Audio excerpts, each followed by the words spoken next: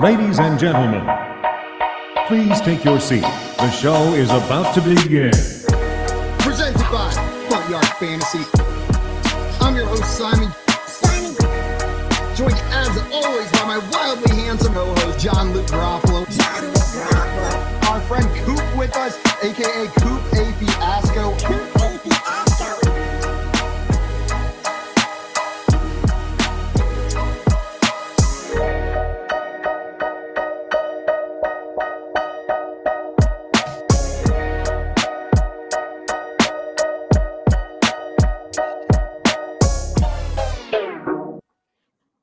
What's up, everyone? Welcome back into the Front Yard Fantasy Morning Show here on this Friday, March 24th, 2023. I'm your host, Simon, joined as always by my co-hosts, John Luke Garofalo and Andrew Cooper. What's up, boys? Oh, a little horsey this morning. Don't know where that one came from, fellas. Apologies. That was a spicy meatball to start today, and we got some spicy meatballs in the chat. Meatballs. Better Al getting the strong arm up. Mamma mia. What up, Al? We got Craig over here said, boy, oh boy, I am ready for the scintillating Jamison Crowder talk this morning. Oh, Craig, let us warm up. Let us warm up. Jamison Crowder talk. That's a lot. We know Craig's part of the Crowder crowd. The Crowder Chowder. What's the fan club called?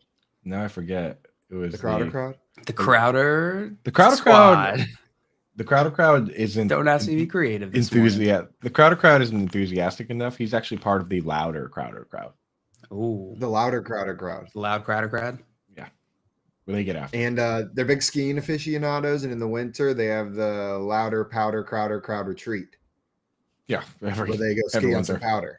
Yeah, only fresh every powder. single winter. Only fresh powder for the louder powder crowder club retreat. Sounds like they're going to be skiing in Buffalo, New York this year. They getting powder in Buffalo? They're getting Crowder at least. A little powder, a little Crowder. Oh, wait a second. No, he's actually going to powder of Crowder. And I named the wrong team. He's going to the New York Giants. The Buffalo Denver Bills. Yep, skiddly do. Craig said, I don't even know if there are enough of us for a crowd. It's a small retreat. It's just a couple people. It gets smaller every year. It's really more of a get together. Well, Craig, I'll be there. You can count me in. We got Tommy in here with a morning poem for us as well. So March has been madness. Some may call it Gaga, but did you see that 3 as on goes Gonzaga? Congrats, Gonzaga. I'm so proud of you. Yeah, they've done so far. They've got a player that people keep saying I look like. Timmy's? Drew Timmy's. Yeah, as soon as you said it, I was, yep, you look a bit like Drew Timmy's. I was like a handsome except fella. He's like 6 million.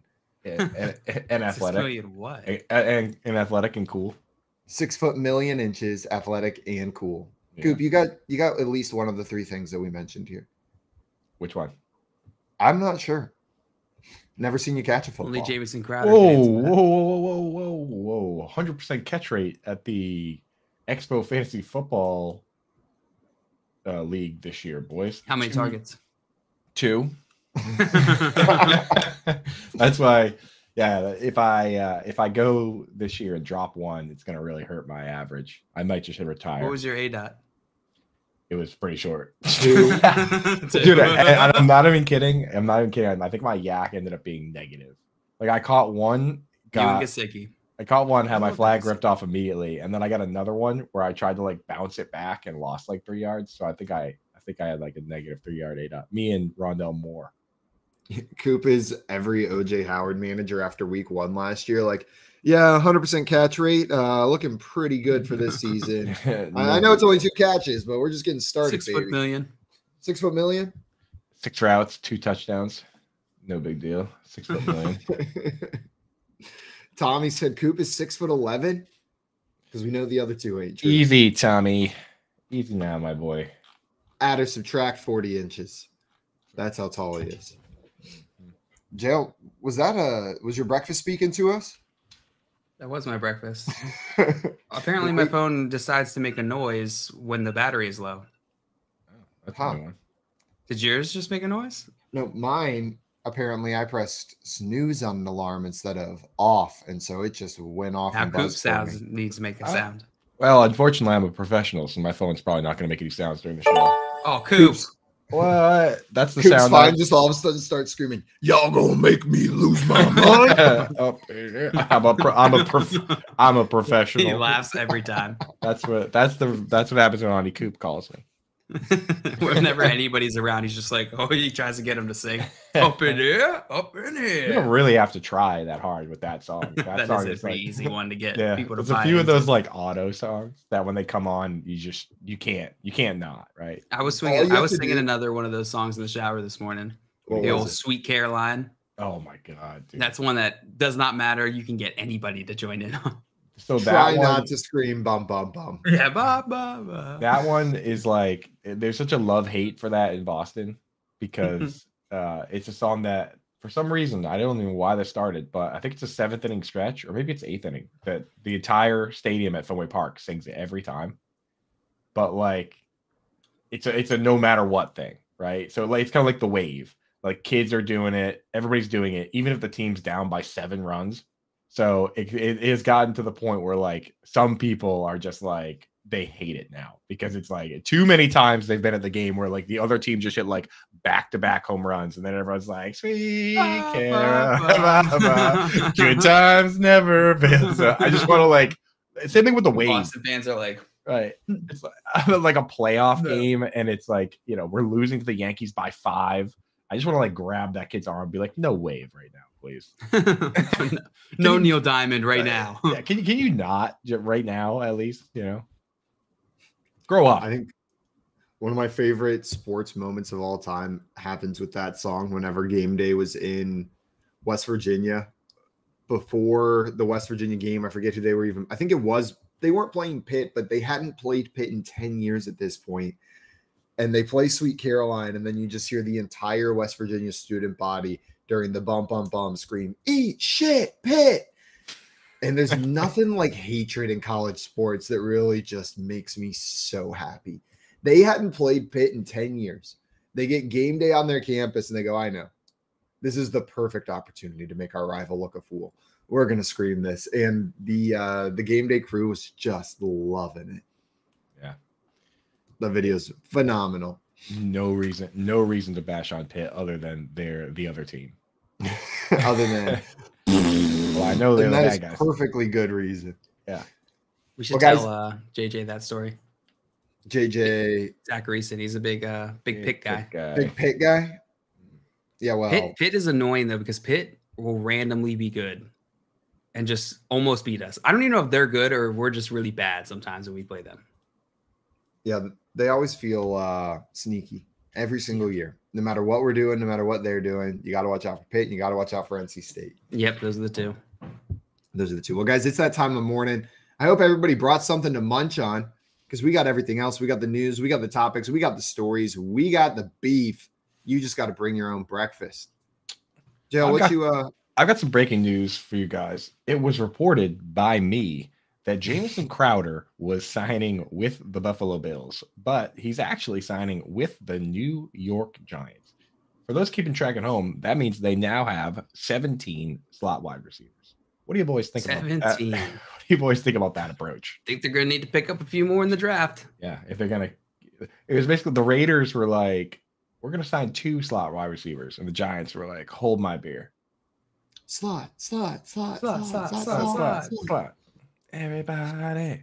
So like they definitely have a type, it seems. Like they'll have they have Daniel Bellinger inline tight end. Handsome. Darren Waller, also handsome, playing wildly slot and out wide. And as Tommy says, the tight end just triggered Simon. Don't use handsome and Darren Waller in the same sentence. Simon has to say something. Are we talking about how handsome Darren Waller is? We are. He opens the door to the room. Hello. You've seen that smile. They have Isaiah Hodgins and Darius Slayton on the outside, and then now they've loaded up at slot where they have Wan'Dale Robinson, Sterling Shepard. Check. Then went out and got Paris Campbell. Super check. And they decided for some reason they also needed Jamison Crowder. Who's the least handsome person on the Giants?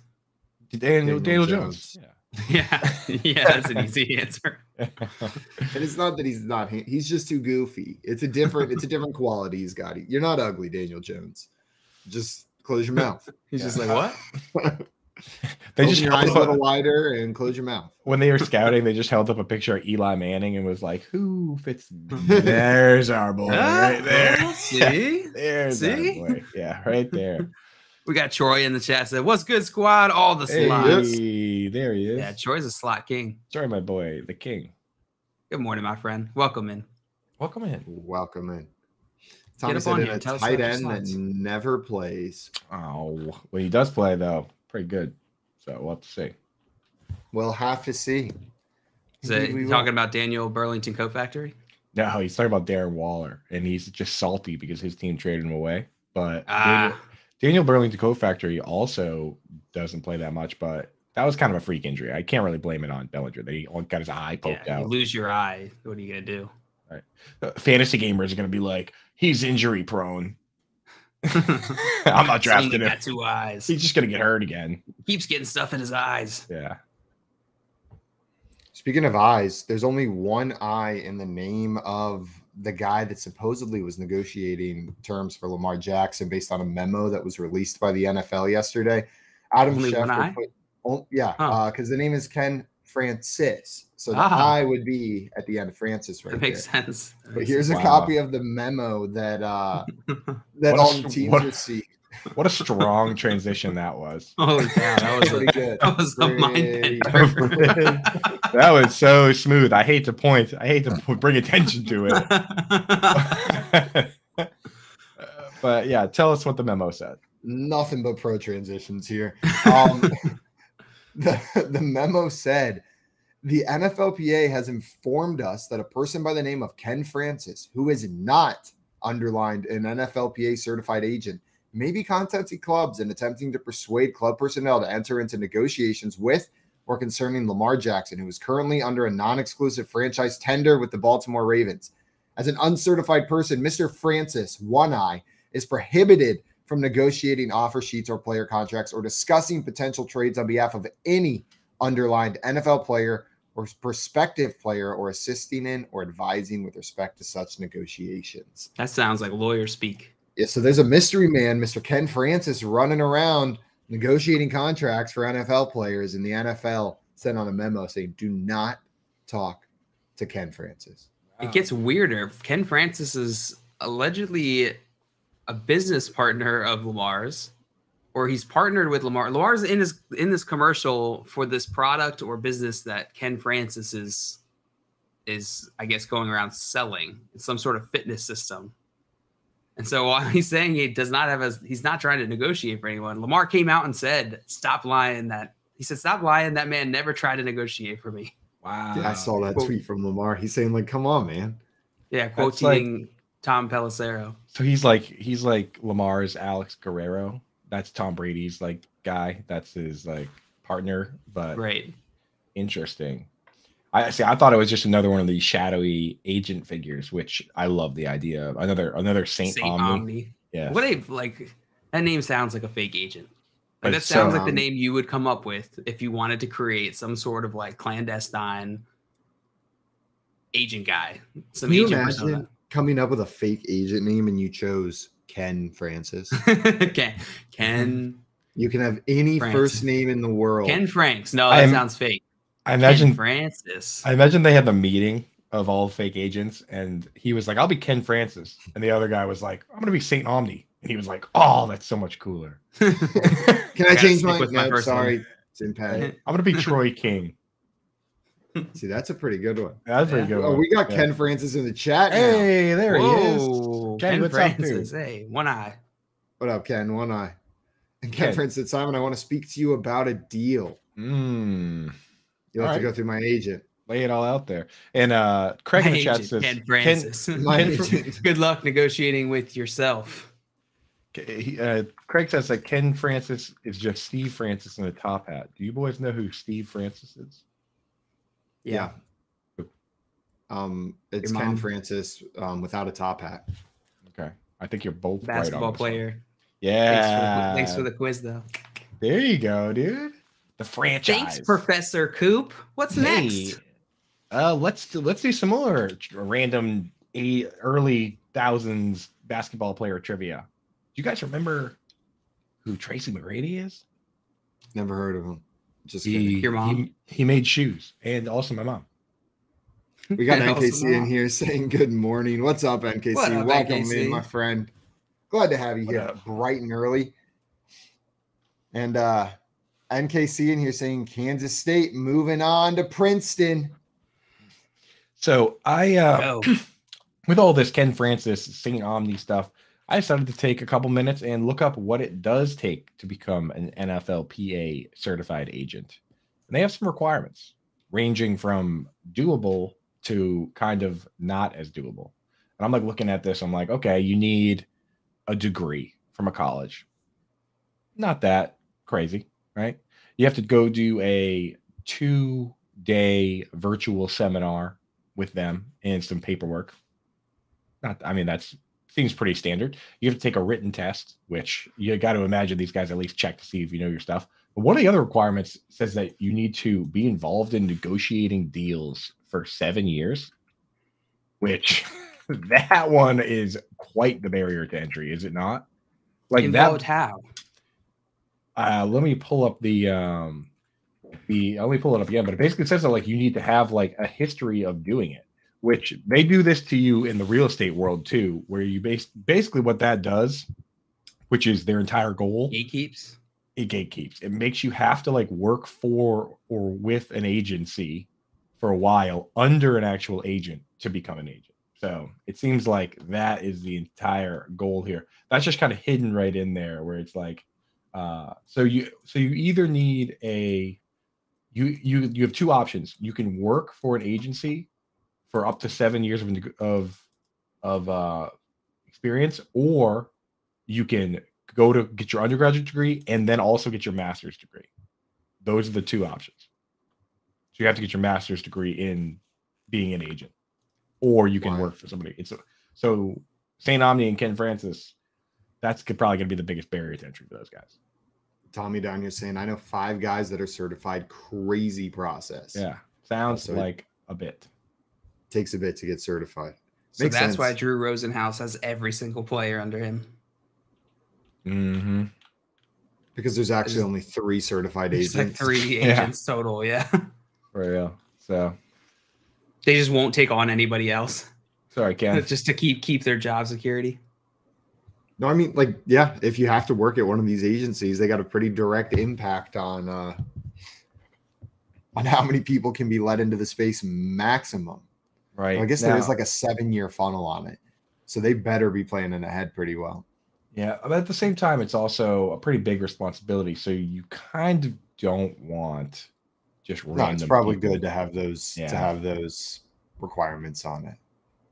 I would consider that a good thing. I would also consider that a good thing. Well, speaking of good things, Zeke, moving on to bigger and better things here. Apparently, it came out yesterday from Schefter that he has narrowed down his options to play at 3 locations: the Eagles, the Jets, and the Bengals. He's expecting to make a decision by the end of the week. Any of those stand out to you guys? The responses to that kind of had me chuckling a little bit, because some of these teams immediately were like, we haven't talked to that guy.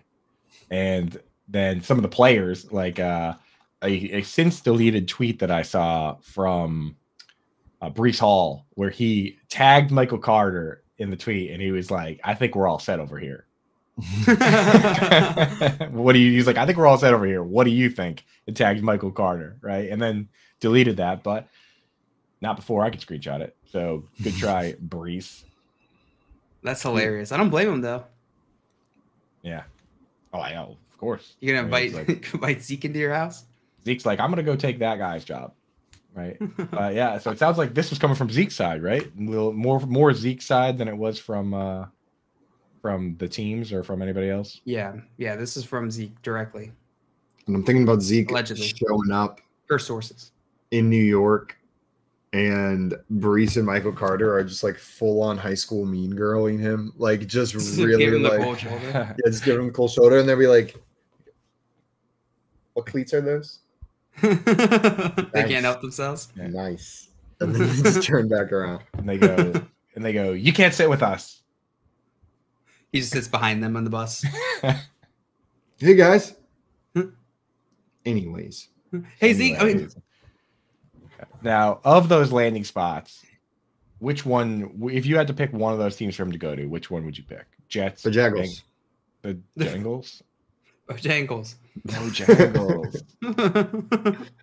If you do combine Bengal, Jet, and Eagle, it does sound a bit like Bojangles. The Bojangles. Yeah. Bojangles. I think that's fair. Jets, no.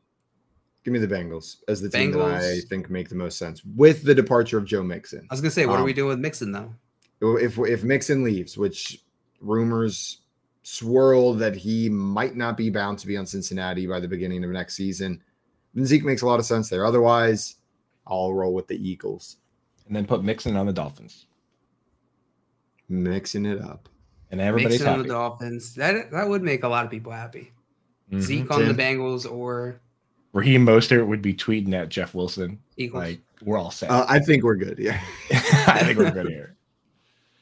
Yeah. But I don't know. It would be funny one of these teams with like a 6-person committee where one of them just tagged like every running back on the roster.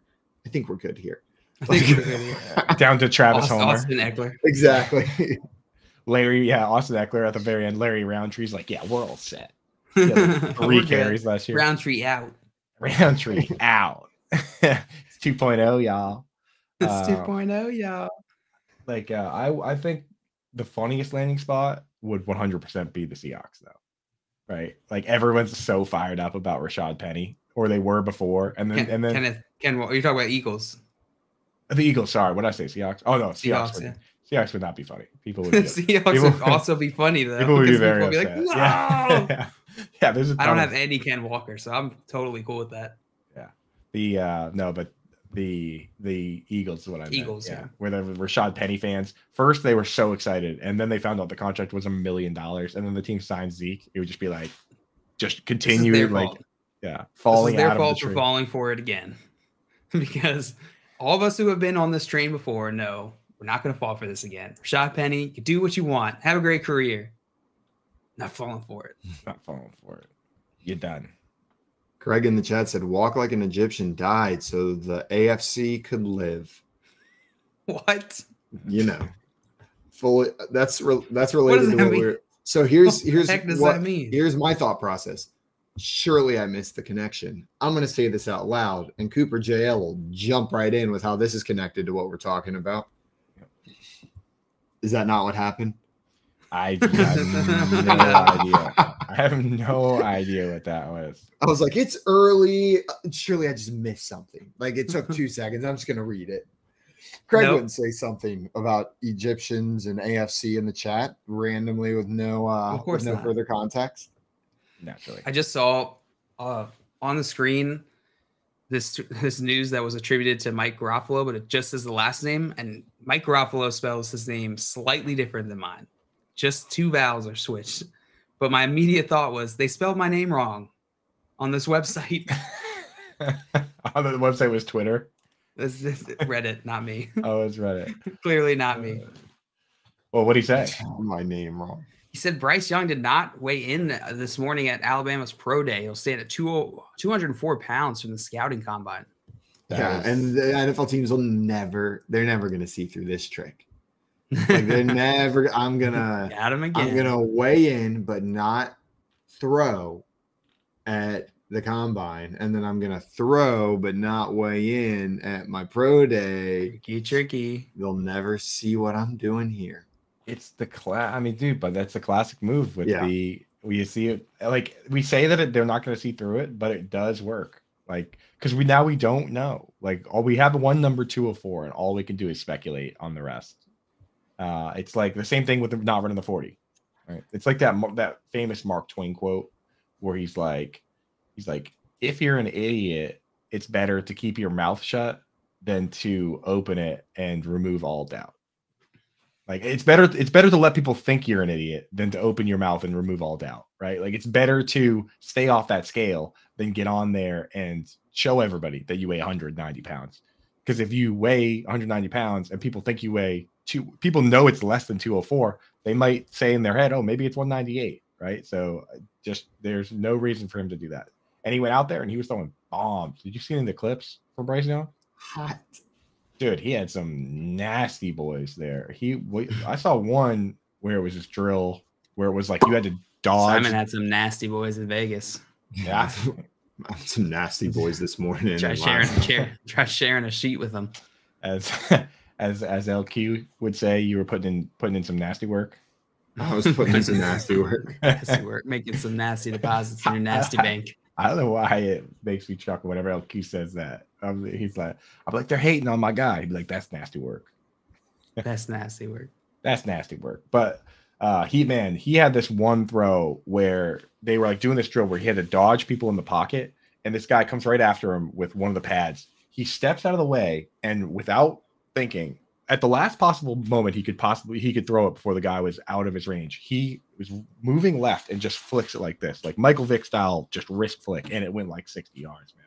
I'm starting to believe what Brandon Huffman was telling us when he came on the show.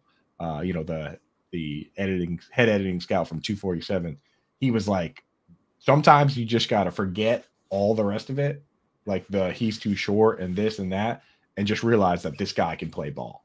And when I see clips like that, I'm like, this guy can play ball. I don't know the rest of it. You just figure out the rest. Drew Brees was short, and he was like the most accurate quarterback of all time, and he's like top 5 all time in like every quarterback stat. So at this point with Bryce Young, I don't care.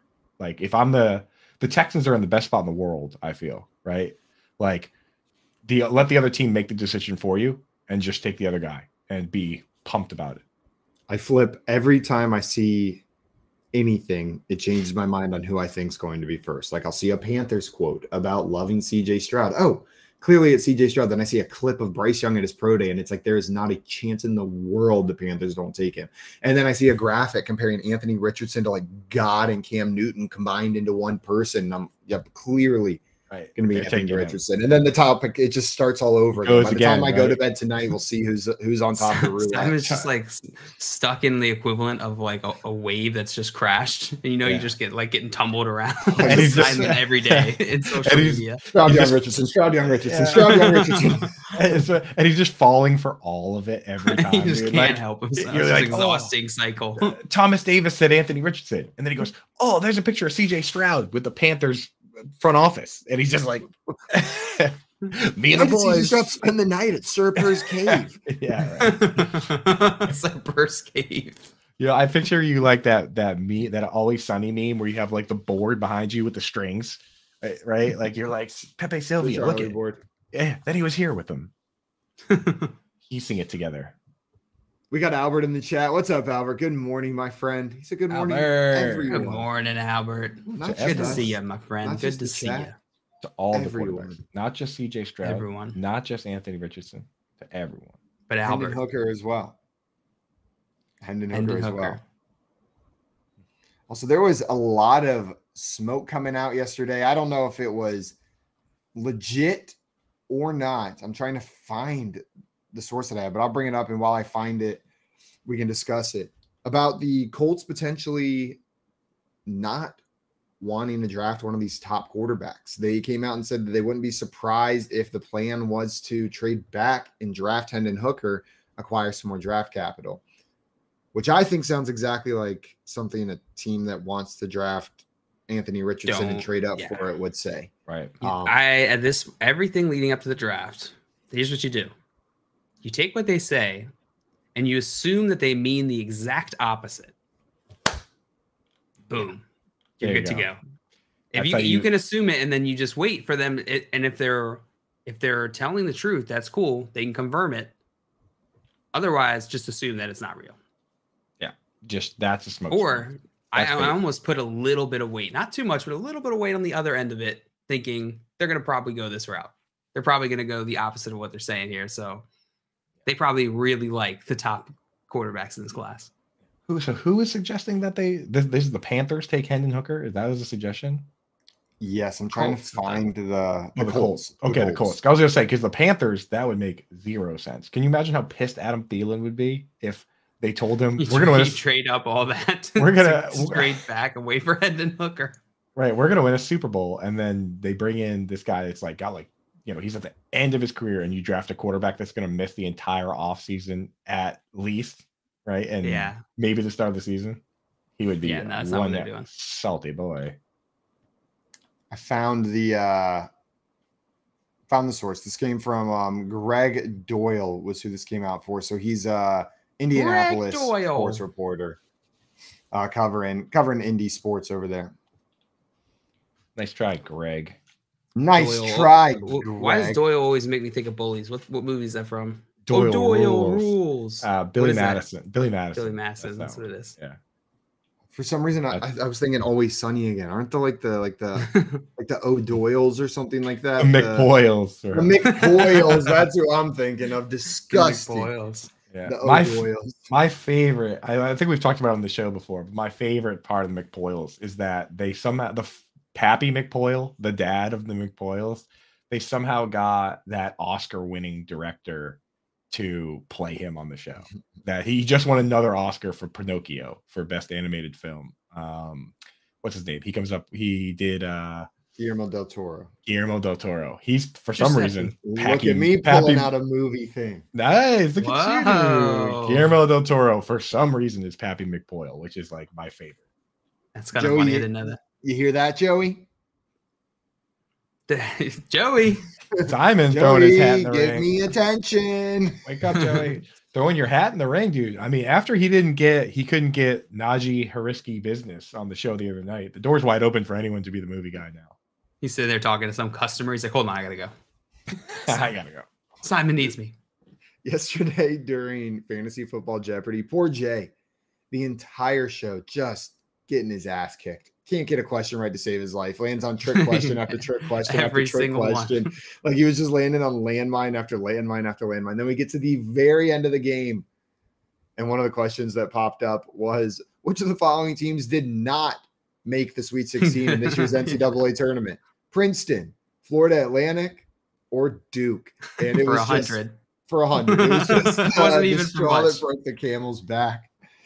I loved it. Fantastic.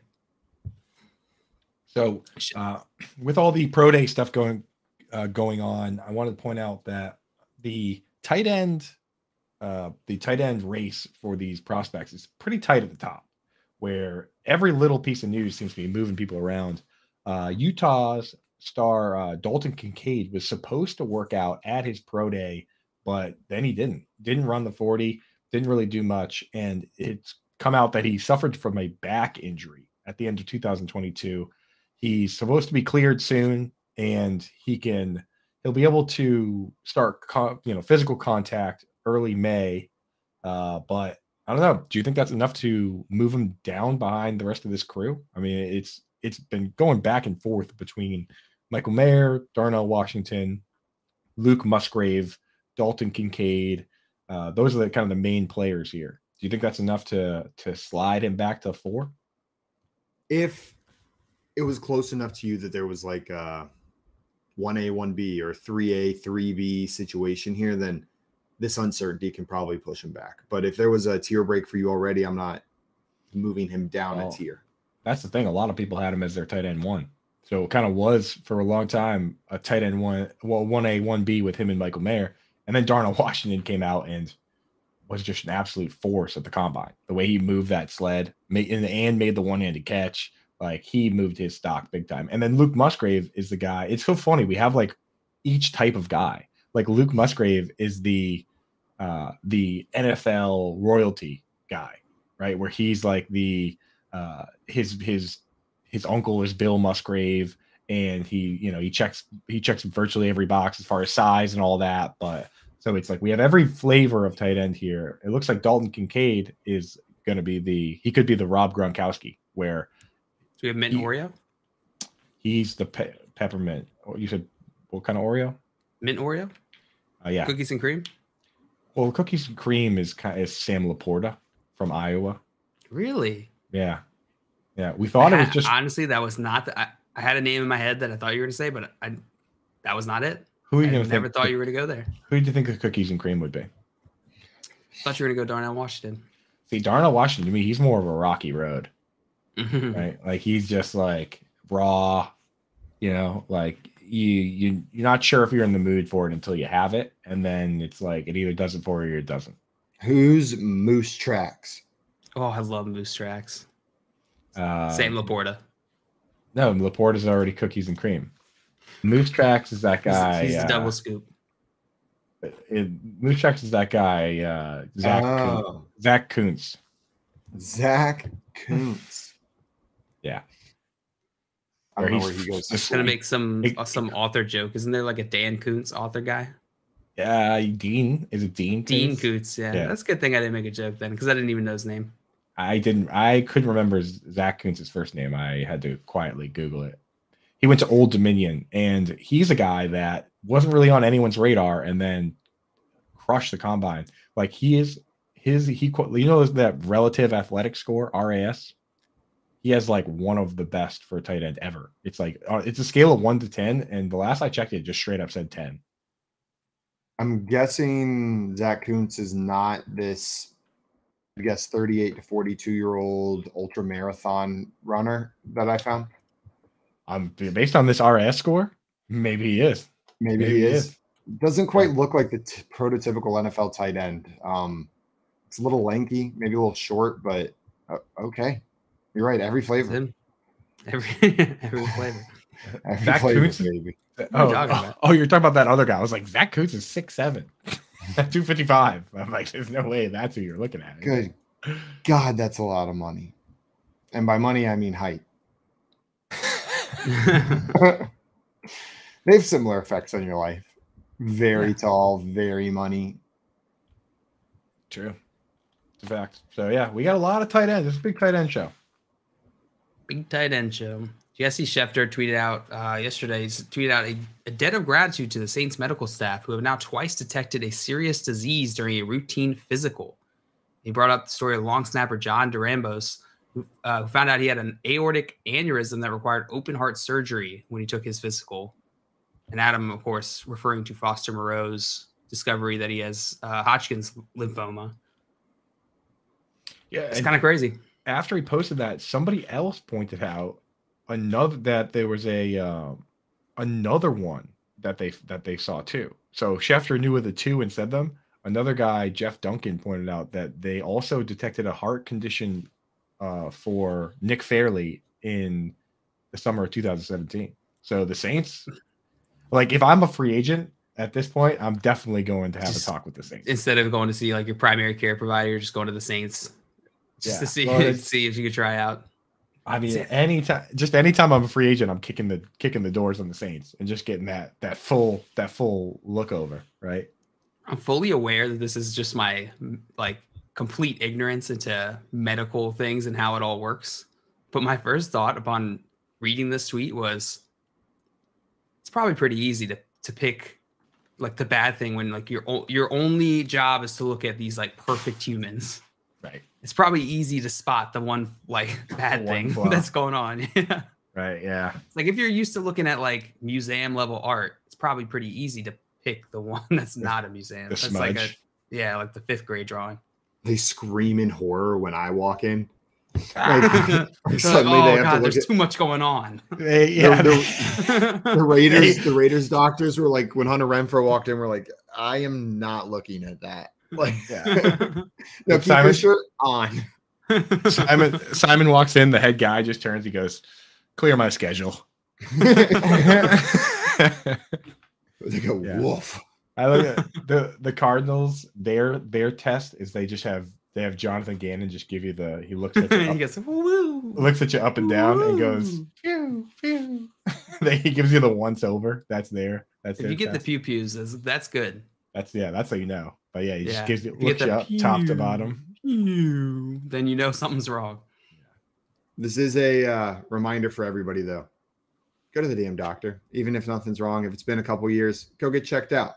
The exams you're supposed to have, go to the damn doctor and go to the regular doctor. Either way, but just get checked out. Make sure your body's firing on all cylinders, or at least most cylinders, or that none of the cylinders are fatal.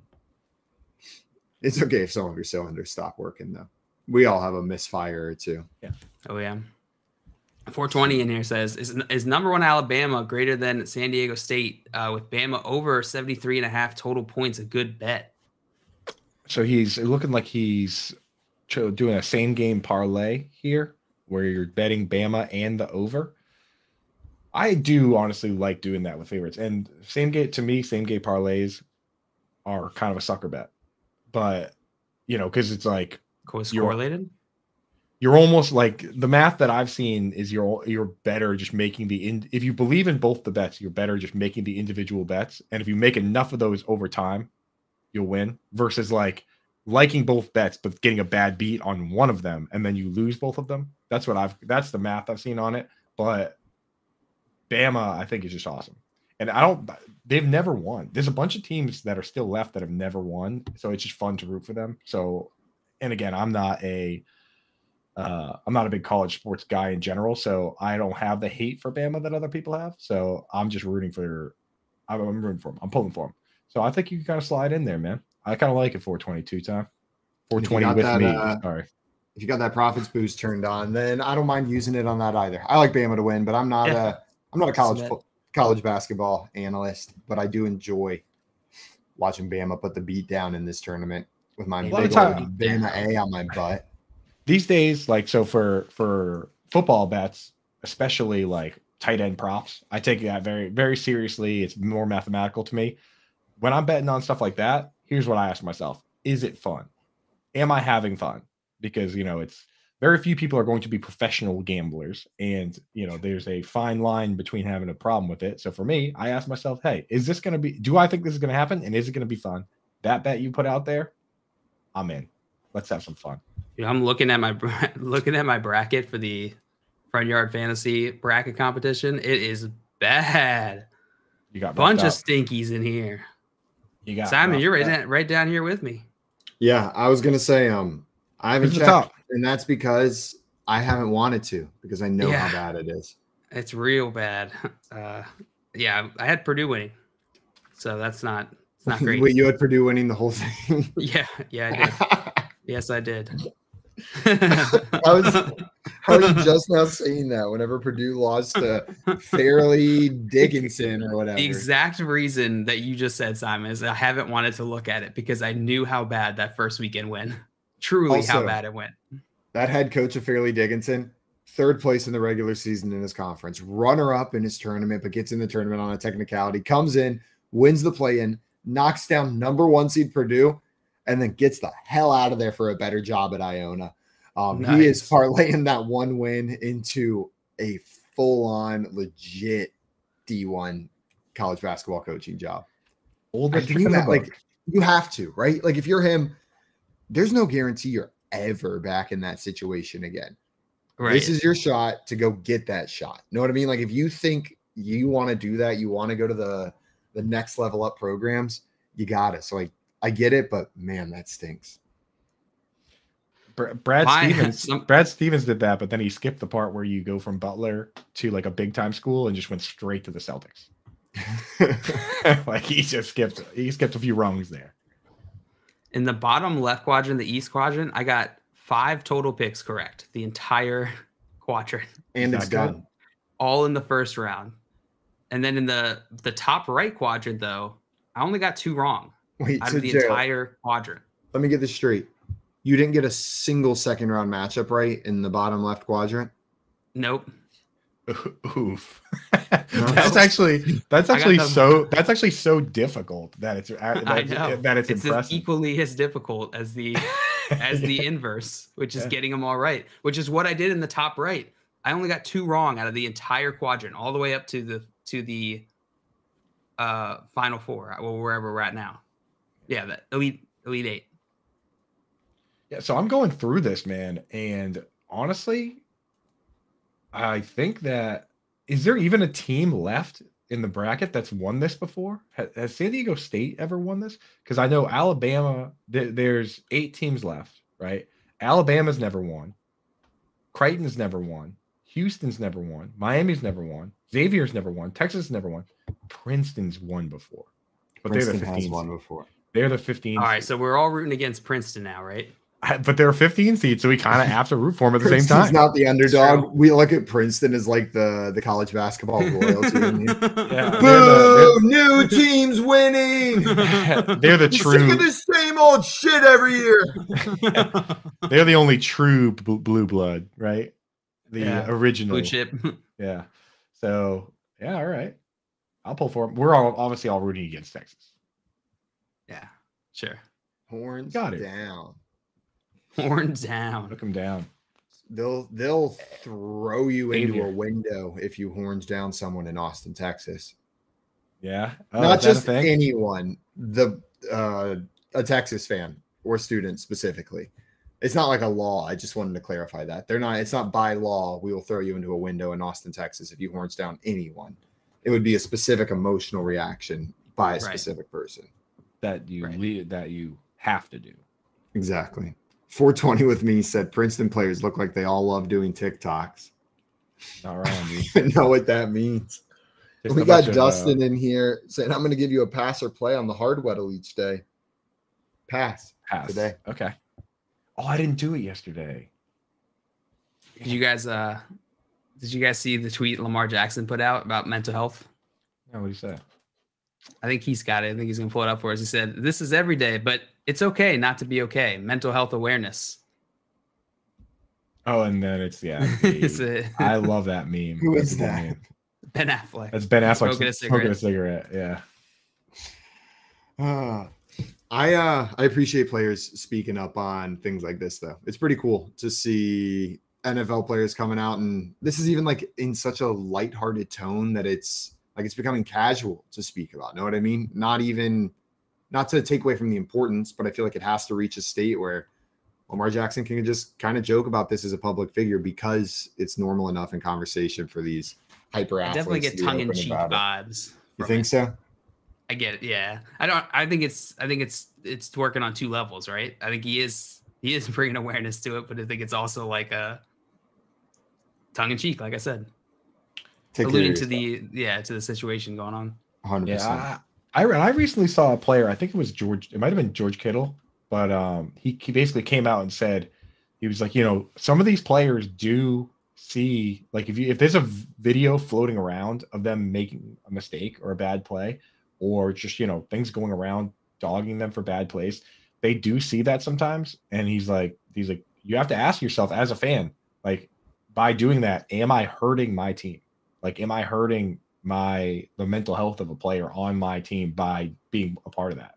So kind of an interesting thing to think about for fans. Like, if you're Mike Gesicki, like, does it hurt your confidence when everyone makes fun of your gritty?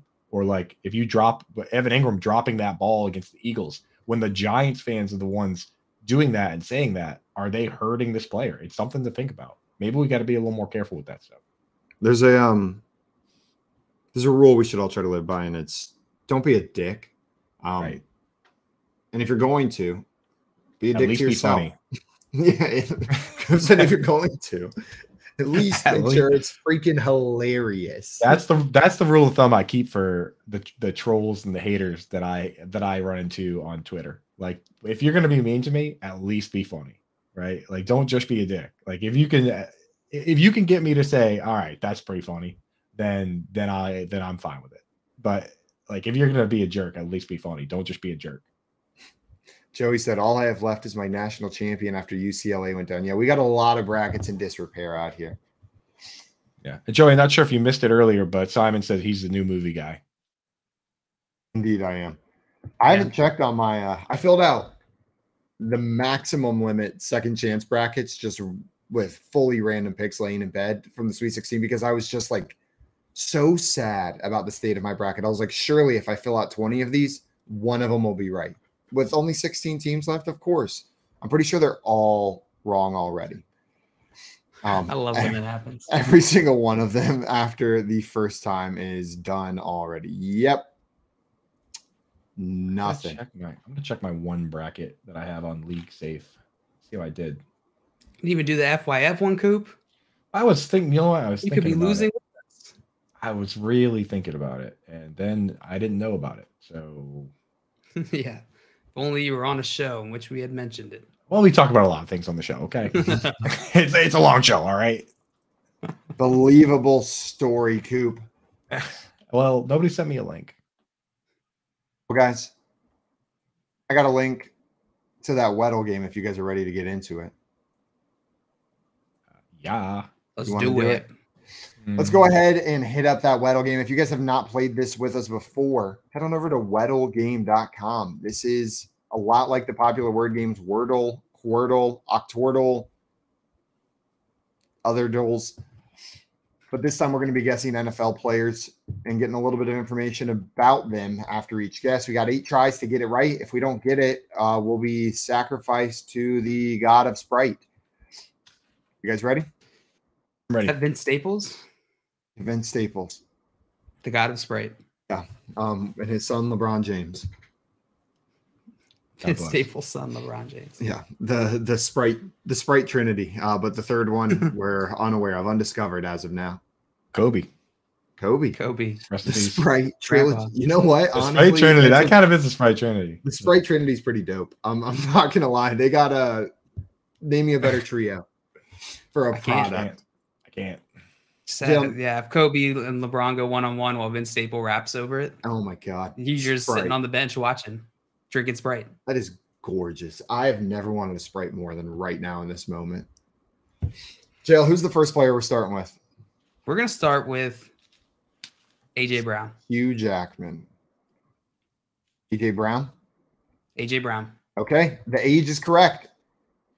And all right. In the NFC. So this is a player in the NFC, not the East, not a wide receiver, at least 6'4", and their number is at least 14, but their age is 25.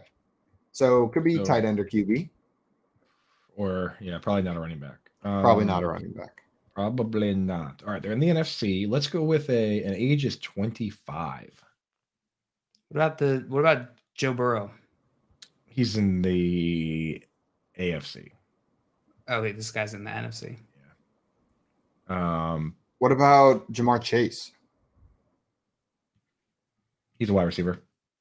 And he's in the AFC. And he's in the AFC. And his number is number 1. I was going to say, that's like one of JL's bracket picks. Like you couldn't have got it more perfectly wrong. Maybe one of my Weddle picks. Maybe Deshaun Watson. No, he's in the AFC. All right, yeah. Could you Cole Kmet, please? Save us. Cole Kmet. I'm just trying to see how many times I can get Coop to say no. He's in the AFC. I was falling for it every time too. That was driving me nuts, dude. I would have continued to fall for it.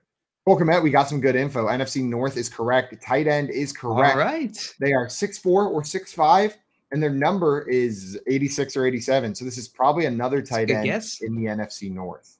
Is it Tommy Schlockenstein? He's not. Yeah, no, he would be that age, right? Who is Tommy Schlockenstein? TJ Hawkinson. Oh, that makes a lot of sense. Yeah, I went through this whole thing earlier on in the season, Simon. Where I said the same thing. Where he said that, like, who the heck is that? Yeah. You want to try Schlockenstein? Yeah. Tomahawk. It is the Schlock Monster. Rock'em Sock'em Robots. Yeah. So we can't do the hard one today, Dustin? He said pass. He said pass. And he also said, I think one day you should all do it individually, race both time and number of guesses. And that sounds really great. All of us just really quietly not trying to give each other information, or while we're doing it, screaming like unhelpful information. Yeah, I'm guessing this guy all just saying that. Yeah, that's T. Higgins. Just while you can't see our screen. People great. People commuting to work just listening to that. That's great. Hal said great radio. It was just beautiful. Just beautiful. So Dustin, we'll be doing it tomorrow. Tune in. Oh, wait. It's Saturday. Damn it. Oh, no. Oh, no. Big mistake. Oh, no. Luigi, make a mistake. No. Well, guys, coming up, we've got a segment called Unpopular Opinions. We're going to share with you some of our unpopular opinions, believe it or not. We're going to play some poll perception. And then we've got Here's the Pitch, followed by Feeling Lucky Punk. Right now, you're watching the Front Yard Fantasy Morning Show here on Better Sports Network. As a longtime baseball fan, here's my message to other baseball fans, to steal a line from the Packers' future Hall of Fame quarterback, Aaron Rodgers, RELAX. Everyone needs to relax after what we saw this past weekend at spring training games out in Arizona and down in Florida. Got going, and we're inching closer and closer to Major League Baseball opening day. The rule changes in Major League Baseball is not for myself. It's not for you out there, the hardened baseball fan, whether you're a fan 5, 10, 15, 30, or even 50 years from all around this great country. It's not for those that are going to be locked in. It's for trying to generate more fans. So if they want the pitcher to go out there and work in rhythm with a guy on base, begin the windup within 20 seconds, nobody on base, begin the windup within 15 seconds, or have the batter make sure that he's back in the batter's box within 8 seconds, then making the base pass first, second, and third bigger, eliminating the shift. All of this is to make the game better. We've seen leagues, whether it be the National Football League, do they get to the same league as it is today in 2023, or what we saw in 2022 as it was 30 years ago? No, it's not. Is NBA basketball the same? No. How many games do you see being played? 83-79 finals. You don't see that at all. So every league adjusts to try and bring what? More fans into the sport.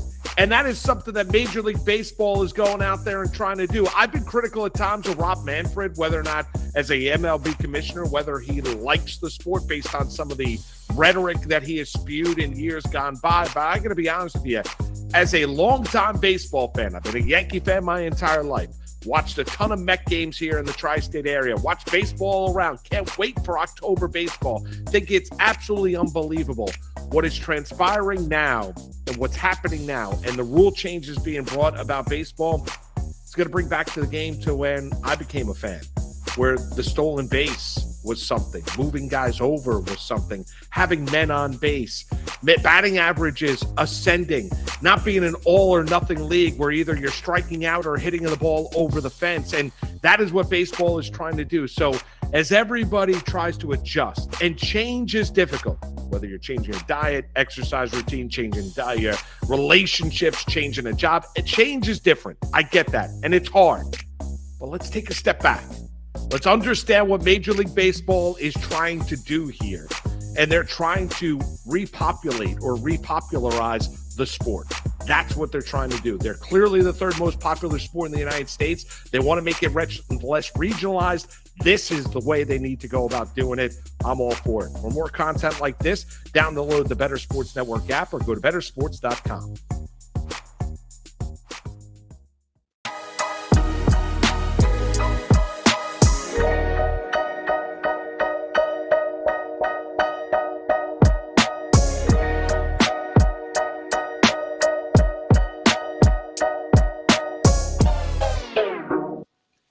What's up, everyone? Welcome back to the Front Yard Fantasy Morning Show here on Better Sports Network. It's in the beans, baby.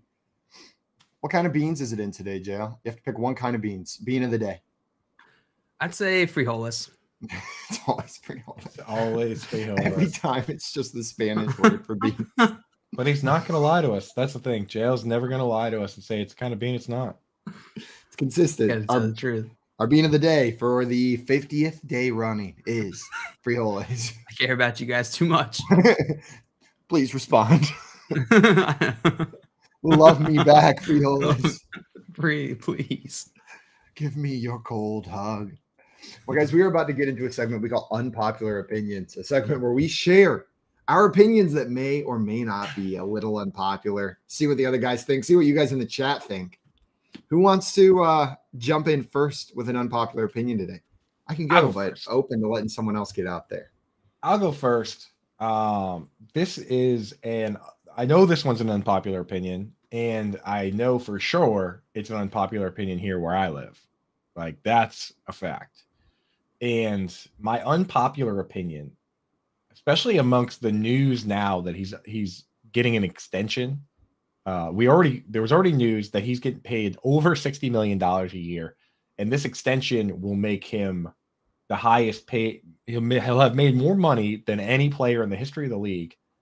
And my unpopular opinion is that I think that Roger Goodell is a good commissioner.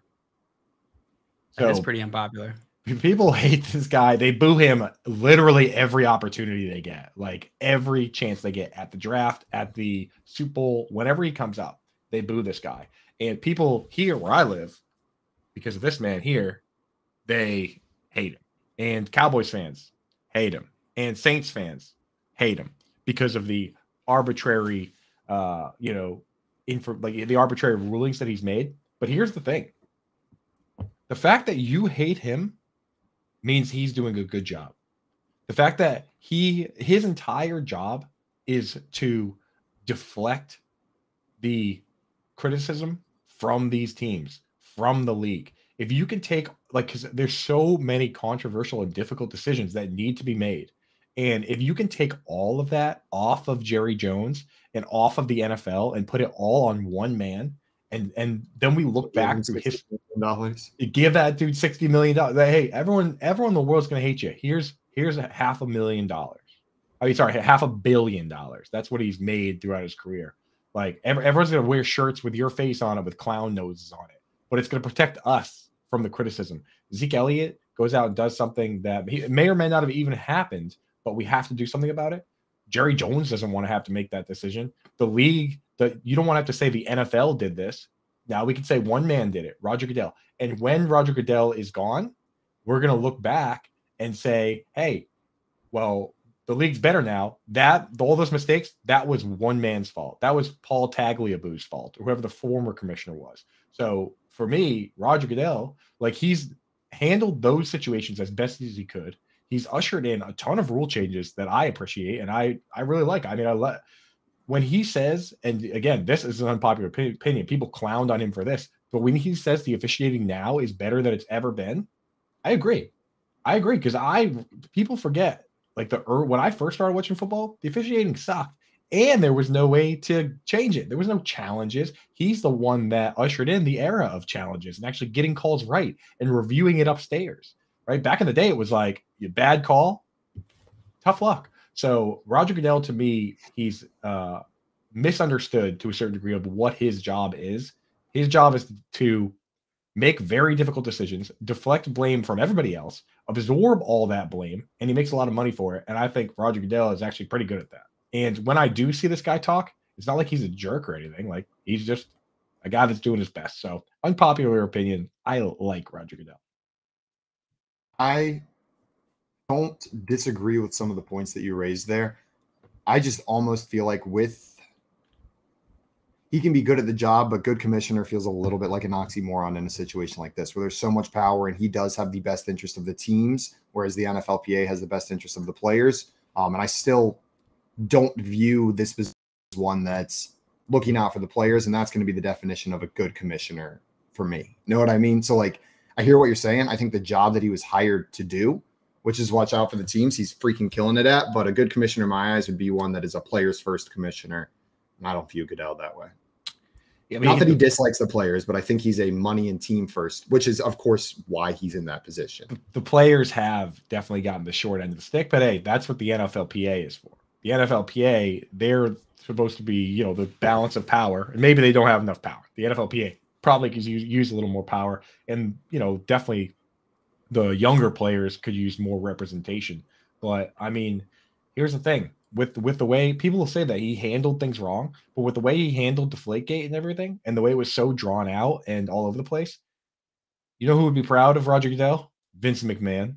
He turned the whole thing into a giant spectacle that whatever side you were on, you were talking about it every day. People were clicking every day, and that's just more and more money for the league. So you're right. In an ideal world, the commissioner, sorts everything out, and it's all, everybody's happy. But in this world where Roger Goodell is a commissioner, the NFL is one of the most popular and profitable leagues in the world. We got Hal in here saying everyone hates him and he can still be happy. And Tommy said, getting heckled for hitting a home run in an away stadium, embrace it. Yeah. You're muted, Joe. He half embraces it. He kind of does. He half embraces it. You could tell it's awkward, though. He doesn't quite know how to do it charismatically or tactfully. So he just sort of, he tries to be friendly. And then he just gets booed. Right. We got Michael. He's dead. Yeah. What's up, Michael? Good morning, my friend Michael. And what's up, Nick? Welcome in. Good morning. What up, Nick and Michael? Morning, y'all. Cut you off, John. Yeah, dude. Thanks for jumping in. This morning we're talking about how much we love Roger Goodell. So everybody share your favorite Roger Goodell memory. Send a message of Goodell today. We got Adam in here as well, saying morning humans. But what up, Adam? That seems targeted at Mr. Scampers, specifically not wanting to say good morning to Scampers if they're in here. Good morning, Adam. Also, Dustin saying met Goodell a few years ago. He was super nice to us as fans. It's always nice to hear that someone's nice to fans. 1 point, Goodell. 1 point, Goodell. Well, Coop, pretty unpopular. The opinion you threw out there. Sometimes unpopular opinions we get like lukewarm. I'm an offender as well. Not just from everybody. Unpopular opinions is usually like, yeah, well, here's the thing that everybody agrees with. Everyone Stop agrees. Stop farting on airplanes. Oh yeah, sometimes you do the. That was a perfect one, JL. Like, because that was mine from earlier this year.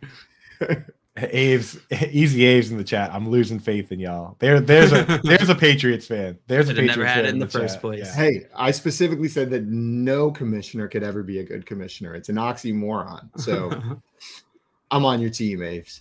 I'll jump in here next with my unpopular opinion. My dad probably just walked over to the dresser and there's a picture of me and he just like put it face down. I have deleted your number from his I phone. have no son. He put your picture on the dartboard next to Goodell's. Yeah. He's just crying as he's throwing them. He moves the clown nose from Goodell to my nose. Whatever. Like, I failed you, son. I failed you. He's fine. As far as like shiesty, blood-sucking lawyers can be, Goodell is one of my favorite. Well, here's my my unpopular opinion. I'm not sure it's as spicy as yours, but I do think people generally disagree with it. They have strong takes on this one way or the other.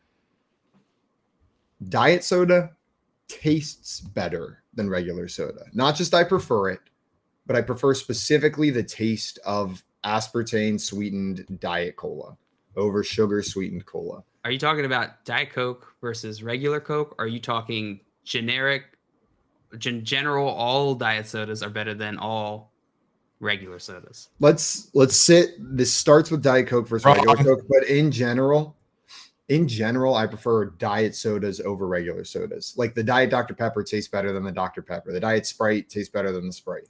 No. And let me follow that up with no. All right, so check on unpopular. We got that. Yeah. Simon nailed it. You're killing it. Next assessment. The thing with diet soda for me is that I can allow my brain can trick me into thinking this tastes good enough because it is slightly better for me, even though it's still poison. But to say it tastes better, I think it's been too long since you've had just regular Coca-Cola, because that is some tasty liquid. And the diet soda just doesn't live up to the pureness of the red Coca-Cola. See, I agree, Simon, with this premise, but it's on an individual basis. It's like certain ones I do like the diet over the regular, but I think I'm on the train with you about Diet Coke, liking Diet Coke more than other people. But I still think I'd choose regular Coke over Diet Coke. It's pretty unpopular. That's a good one. Chat seems unhappy about it. Hal said the taste is okay. The back end is wretched. Back end. Oh, you shouldn't be eating the back end of anything. Yeah, you're supposed to drink from the top of the bottle. Tom said you are a sick man, Simon. Diet Coke tastes like Dr. Pepper, but bad. I like Dr. Pepper. Oh, okay. That's a weird comparison to make. It tastes like this good thing, but if it was bad. Now, I'll give you this. There are certain diet versions of things that, like, I think everyone has certain things they draw the line on where they're like, okay, I'll eat or drink the diet version of this because it's not that much different. I'll drink Diet Coke. It is fine. But like there's certain things Pepsi's garbage. Like have you ever had light ranch? It is terrible. It is not ranch. I am not a ranch man. I'm definitely not a ranch man. You're not a ranch man. You're not a big condiment guy in general though, Simon. It depends on the condiment. You give me the right condiment, I'm dumping it all over everything. Like Valentina hot sauce or salt. Literally covering everything in it. Valentina double black hot sauce. Are you Mine's are you condiment shaming me? I am. Are you saying ranch is more valid of a condiment than Valentina hot sauce? It's a condiment safe space, and you were violating that. I am. I'm sorry. I think that Simon needs to use a separate restroom from anybody that enjoys ketchup.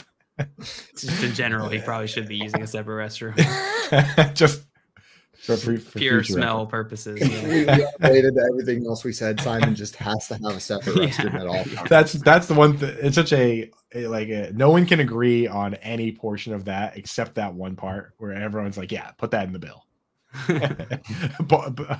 A unpartisan agreement. Whenever I go on group trips, everybody is willing to chip in extra to make sure there's an extra bathroom. It's not just like the cost goes to Simon. It's a group purchase. I feel like Coke Zero is like its own totally separate soda. It's still a diet version. Yeah, I mean it's good. I like Coke. It's different than Diet Coke. It's just a different formula. Right. Ignore the existence of the zeros because then I'll just have the sugar. Because I feel like the goal is for it to taste more like regular Coke, but I want the one that tastes like Diet Coke. Like I'm not drinking Diet Coke because it's better for me. I'm drinking Diet Coke because I want it to taste like chemicals. See, the Zero is just a name in my mind. It just tastes like a different Diet Coke in my like. That's how I view it. It doesn't taste like Coke or Diet Coke. It tastes like Coke Zero. Also, we got Mike. I'd say Avril's a real purist. Easy Aves in the chat says that he only drinks the Coke in Mexico, which that's just pure cane sugar, and it comes in the glass bottle. That's a Coke purist right there. Yeah, we all choose that. That's not an unpopular opinion, I don't think. Definitely. I hate to burst some bubbles, but I saw a study recently where they analyzed the Coke from those bottles, and in over 90% of the glass bottles that said Hecho in Mexico, high fructose corn syrup was used and not really. So the vast majority of made in Mexico Coke that you're drinking is just the same as the other stuff. This is I was like every time I was spending $4.50 a bottle every time I saw them for years. You know what I mean? Like, oh, that's good marketing. Is this the start of the Easy Aves villain story? He's like, no, it's not true. I refuse to believe it. He's at his fridge just smashing bottles, dude. It's just full of. You walk in, you just see him staring into his open fridge. Looking at each one. Yeah. How long have you been here? How long? 2 hours. Also, our friend Adam had a question for us, a fantasy football question. Wanted to know, I'm in a dynasty startup. Who do y'all like as wide receiver 2? Jalen Waddle, Amon-Ra St. Brown, or Garrett Wilson? Jill, you have to pick one of those 3 guys. Who are you picking?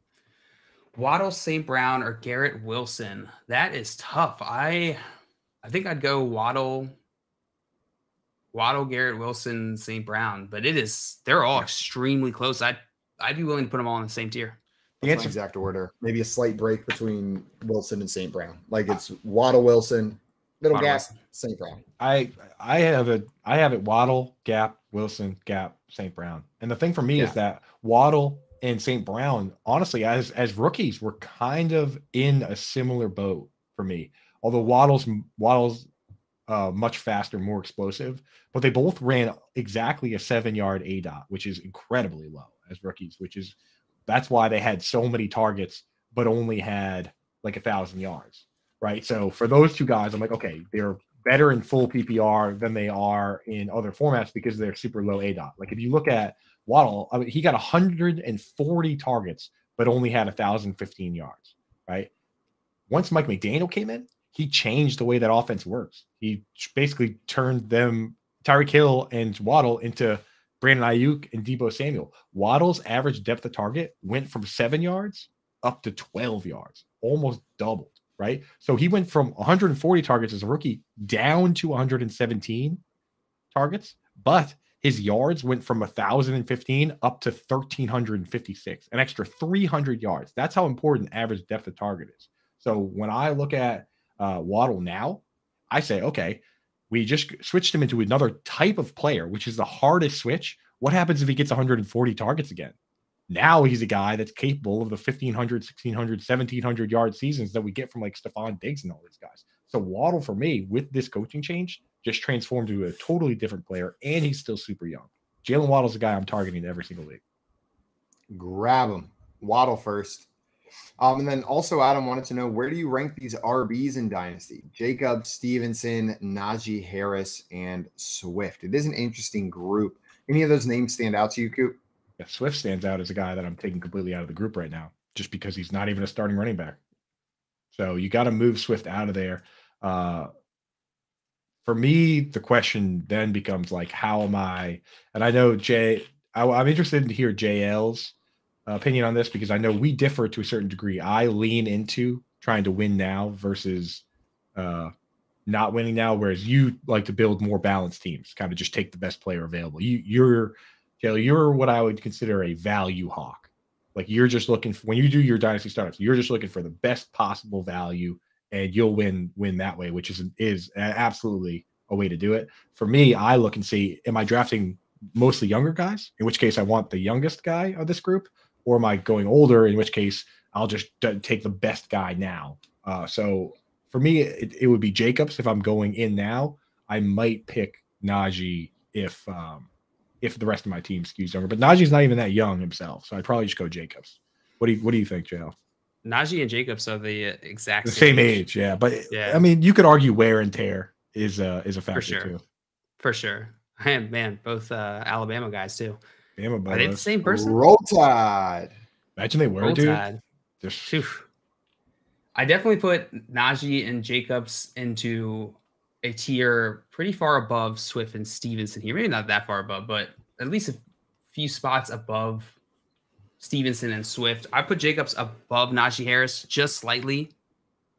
I'm pretty bullish on Najee Harris. I think probably more than most people. I know he's older and I know he had a down season, but he's still that talent, that top, round 1, round 2 talent. So I'm still bullish on him. I think Josh Jacobs is just talented. And then from there, I'd go Swift to Stevenson. I'd go Stevenson and then Swift. Yeah. So I guess pretty similar to you, Coop. Cool. Dude, it's crazy. Josh Jacobs just turned 25 on February 11th. Then a month late, on February. I'm so embarrassed, Josh. I can't believe I missed your birthday. Yeah. Oh no. Good God. I'm so sorry. It gets even more embarrassing because Josh Jacobs turned 25 on February 11th, and then you missed a week later, you missed Ramondre Stevenson's birthday on February 23rd. And then this is awkward.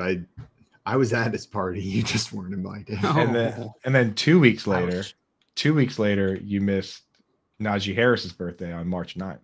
Oh, he knows what he did. That was on purpose. So these guys are all, as far as age goes, that's not it. I always like trying to use that as a factor. They're all born within the same month of each other. So it's definitely not going to be a factor for those guys.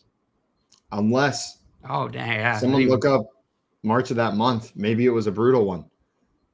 Like maybe just being alive that month put some wear and tear on a person's life. Swift's younger out of that group though. He's about a year younger. Hal asks, he's the one that we all put last, every single one of us. Hal in the chat asks, is there a metric that combines ADOT, yards, and receptions? Honestly, if you're going to combine all of those, you might as well just look at fantasy points. If you're looking for a metric that helps with efficiency, the most popular one and a great one is yards per route run. And that basically tells you how efficient these guys are being with their snaps. We talked about it yesterday briefly with Kadarius Toney, where he has very high yards per route run, which means when he's on the field, he's getting the ball and he's doing well with it. But he doesn't play enough snaps. So that's a stat where you can take that and add snaps and get fantasy points. But as far as like some QB score for wide receivers, as far as I know, there's not really one right now. Mine's ADOT, yards, and receptions. So essentially you're just trying to measure like how many of their passes are they converting and where on the field they're converting. Here's what I can do for you, Hal. I'll add those three together, and then you can look at that number. Well, the thing is, it's like I'm not sure how useful it'll be, but it'll be a number for you. It's like that number because it's like Jalen Waddle had 1,300 yards, but his ADOT was like 12. So you just add 1,312. It's just like not really he's just looking at his yards. that number.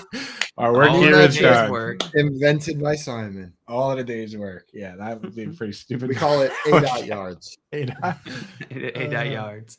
Well, his 8. I just see people arguing now, but it's 8 yards. I mean, whenever I see people just really going in on Twitter, I'm going to start dropping people's 8 yards. 8 yards. And then coming back later, like, okay, well, if we add 8 yards receptions, then it completely changes the conversation. The best would be when somebody goes, well, he had 1,000 yards last season. And Simon's like, well, if you look at his 8 yards, he had 1,009 yards.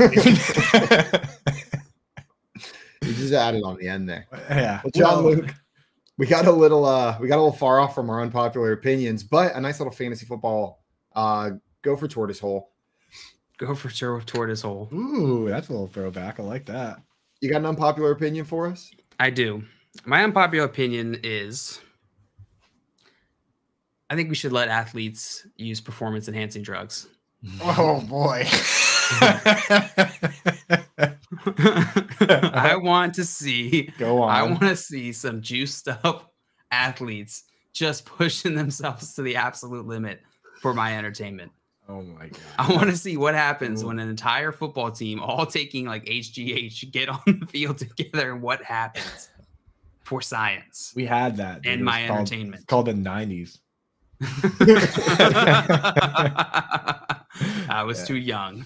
Yeah, I only lived through half of those. I don't know, dude. I don't know. You're saying go the other way instead of trying to restrict it and everyone tries to be sneaky with it, because it's pretty common knowledge that that's common practice in professional sports, right? These athletes are trying to have an advantage, but now just make it out in the open. Say, do it.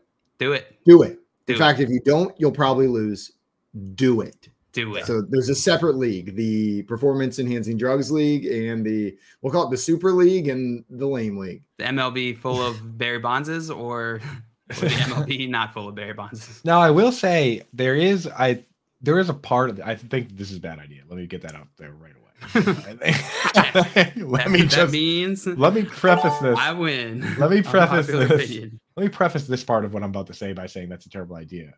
But I will say that there is one silver lining, which is that if it were fully out in the open and legal, then the team doctors would be part of the administration process, and you would have, you'd be able to manage the negative side effects and kind of do the bad thing the right way, right? Like, do it here where we can do it safely, maybe. Right. It's like my buddy's dentist. Like, my buddy was like, hey, I'm going to continue to pack lips. So do you have any recommendations on things I can do? And the dentist, he said his dentist was like, well, I'm not telling you that you should continue to do that. I'm telling you should definitely stop doing that. But if you're going to do that, here are some things that you can do. And his dentist now has accepted that he's going to, use chewing tobacco, and actually helps guide him on his chewing tobacco journey. So I think so brave of him. Right. But I mean, hey, you know what? It's like, at a certain point, we have to look at it and say, hey, if you're going to do it, let me help you do it so that you're not destroying your kidneys or whatever, So that would be one silver lining of this horrible idea. Do you want this across all sports? Yes. Yo, golf is the one I am most excited for. We are getting 2-stroke par 5s from Bryson DeChambeau in about 6 months. Mofo's going to be driving it 600 yards after he beefs up even further. Dude, hockey fights would be ridiculous. They would be amazing. Dude, imagine being a hockey goalie when it's just everyone's Ovechkin just ripping clap bombs at you. That would suck, dude. Or a soccer goalie, just these meatballs ripping penalty straight shots to the chest. Penalty shots from 10 feet away. They're just kicking him straight. They're kicking him straight. It's no longer how can I maneuver around you? It's I'm going through you. Yeah. And the goalie knows they're gonna go straight, so he just gets in a wide stance and just trying so hard to absorb it. This is every anime ever. Right? Exactly. You have to have standing in front of the train that's coming his way, just trying to hold it back. You have to have 10. The ball's spinning. You have to have 10 backup goalies because it's every 3. They're all behind each other pushing. Every 3 penalty shots, one comes off the field and he's like, it happened again. It's like a friggin' rugby scrum, but it's just because to push the ball back the other direction. Yeah. Tim in here, Scott Sterling. Oh my God, he's done it again. One of the best videos. Such a good video. Hey, speaking of the rugby scrum, I wanted to mention this quick that on the rule changes, everyone kept saying, oh, pushing Jalen Hurts from behind is going to be removed from the rules. That's not on the docket. They're not removing that. And I saw an interesting quote from Mike Tomlin, who's on the competition committee. And he basically said, we're not removing it because teams realized that you can actually push the defensive players too. So we want to see how that plays out for 1 year to see if, the offensive push versus the defensive push, if that stops it and, and then if it doesn't, then they'll go in and make a rule. But so this year, it looks like we're going to get full on rugby scrums. Oh, hell yeah. Yeah. That's going to be fun. Wild. That's going to be fun. Al said roided up cricket. Hey. Highlight. About to get wild. I mentioned that sport way too much on this, but highlight with roids. At this point, we might be the premier place to talk highlight. We might be. We should play highlight sometime. Let's I want to do a video series where we just go around like playing different sports. Like we go out on the golf course with the camera. I want to do the Tapac soccer. I think I brought it up on the show before, the like hacky sack soccer volleyball where like every spike has to be a bicycle kick. We should do that. We should try and like earnestly give a college try to every sport that we can find. Let's do it. And all like the obscure ones like foaling that I played in Atlanta. I want to foal football, so bad. bowling. I just don't know how many bicycle kicks I can do in a row before I need to lie down, before I don't get back up. I think the answer is maybe 2. Yeah, I see these players jump like in the NFL or in this, where like they jump and they just land on their back and then they get up and walk again. And I'm like, I would be in a brace for 8 weeks minimum. Like if I jumped as high as I could and then just landed. I would need my mom immediately. Oh, without a doubt. Like, get her quickly. Yeah. At this stage, if I go to the ground, my day is ruined. See Dustin in here saying, did you guys see that Rory McIlroy drive it yesterday? Oh my God. It was amazing, bro.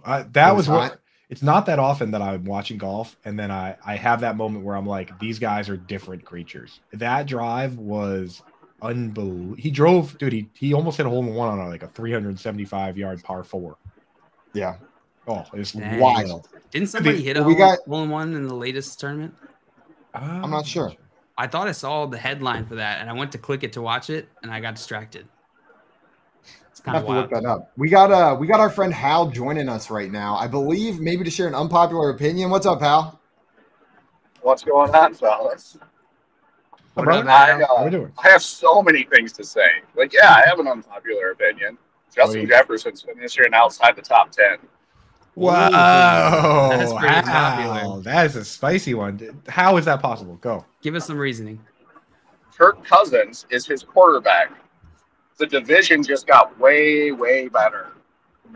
They're not doing anything this year.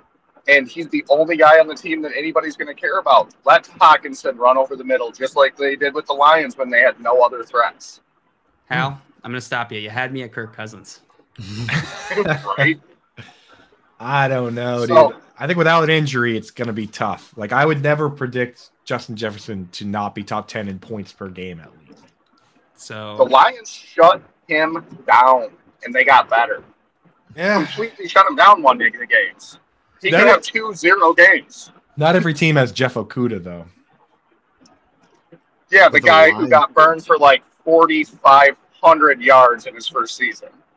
I mean, his first season, a lot of guys aren't that good in his first season. Look at Devontae Adams' first season. He sucked. Fight. No, Okunda is awesome. He just got tortured by me. Such a bad defense that year. Yeah. All right, Hal, you're onto something here. I like that one. This team kind of maybe needs to go out and get an Adam Thielen, because you're right.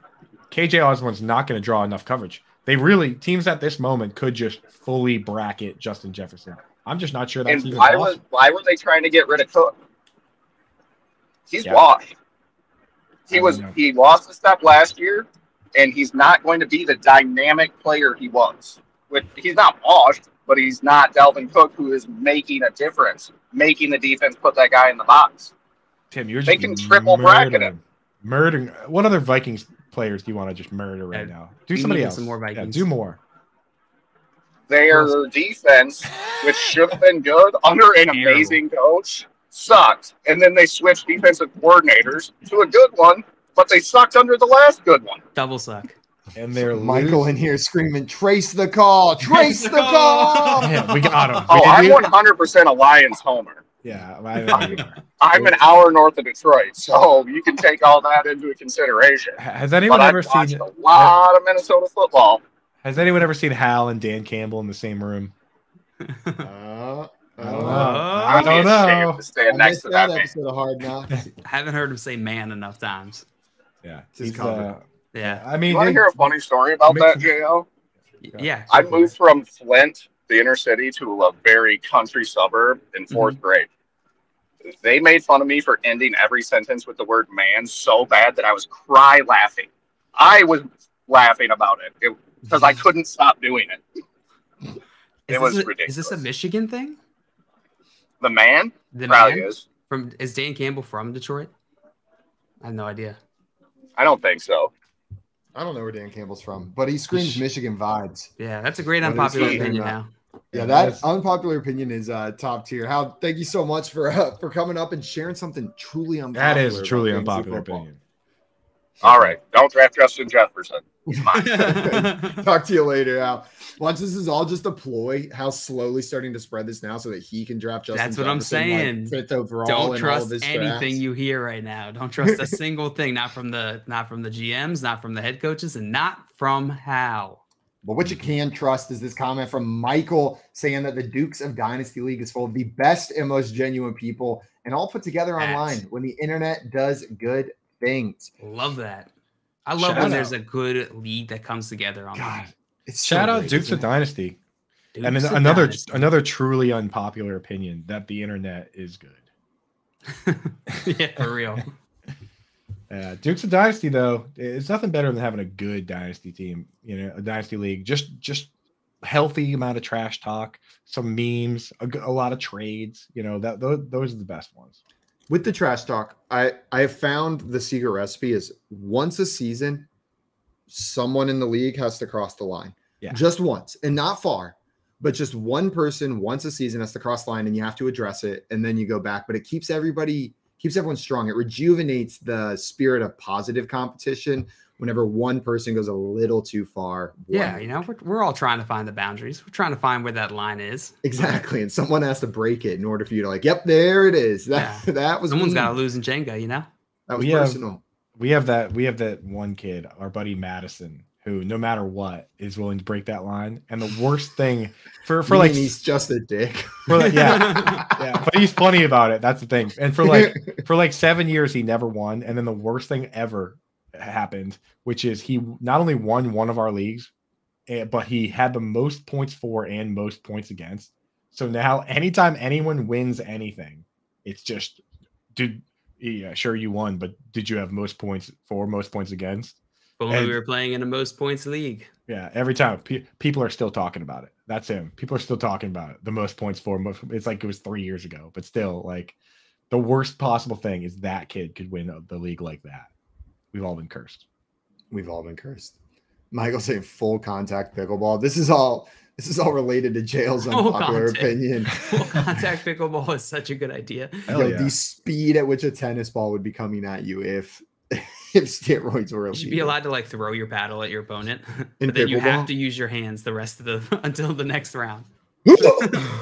Smack. Did you guys hear slam balls coming back? Did we talk about that?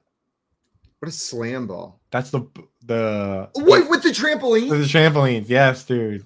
The one where everyone won a slam ball court. Where everyone got hurt. And I went back and watched some highlights. I forgot that was full contact where you could lower your shoulder and crush people. Ugh. Yeah, I feel like we talked about this last year at some point. Yeah, I have a vague memory of it.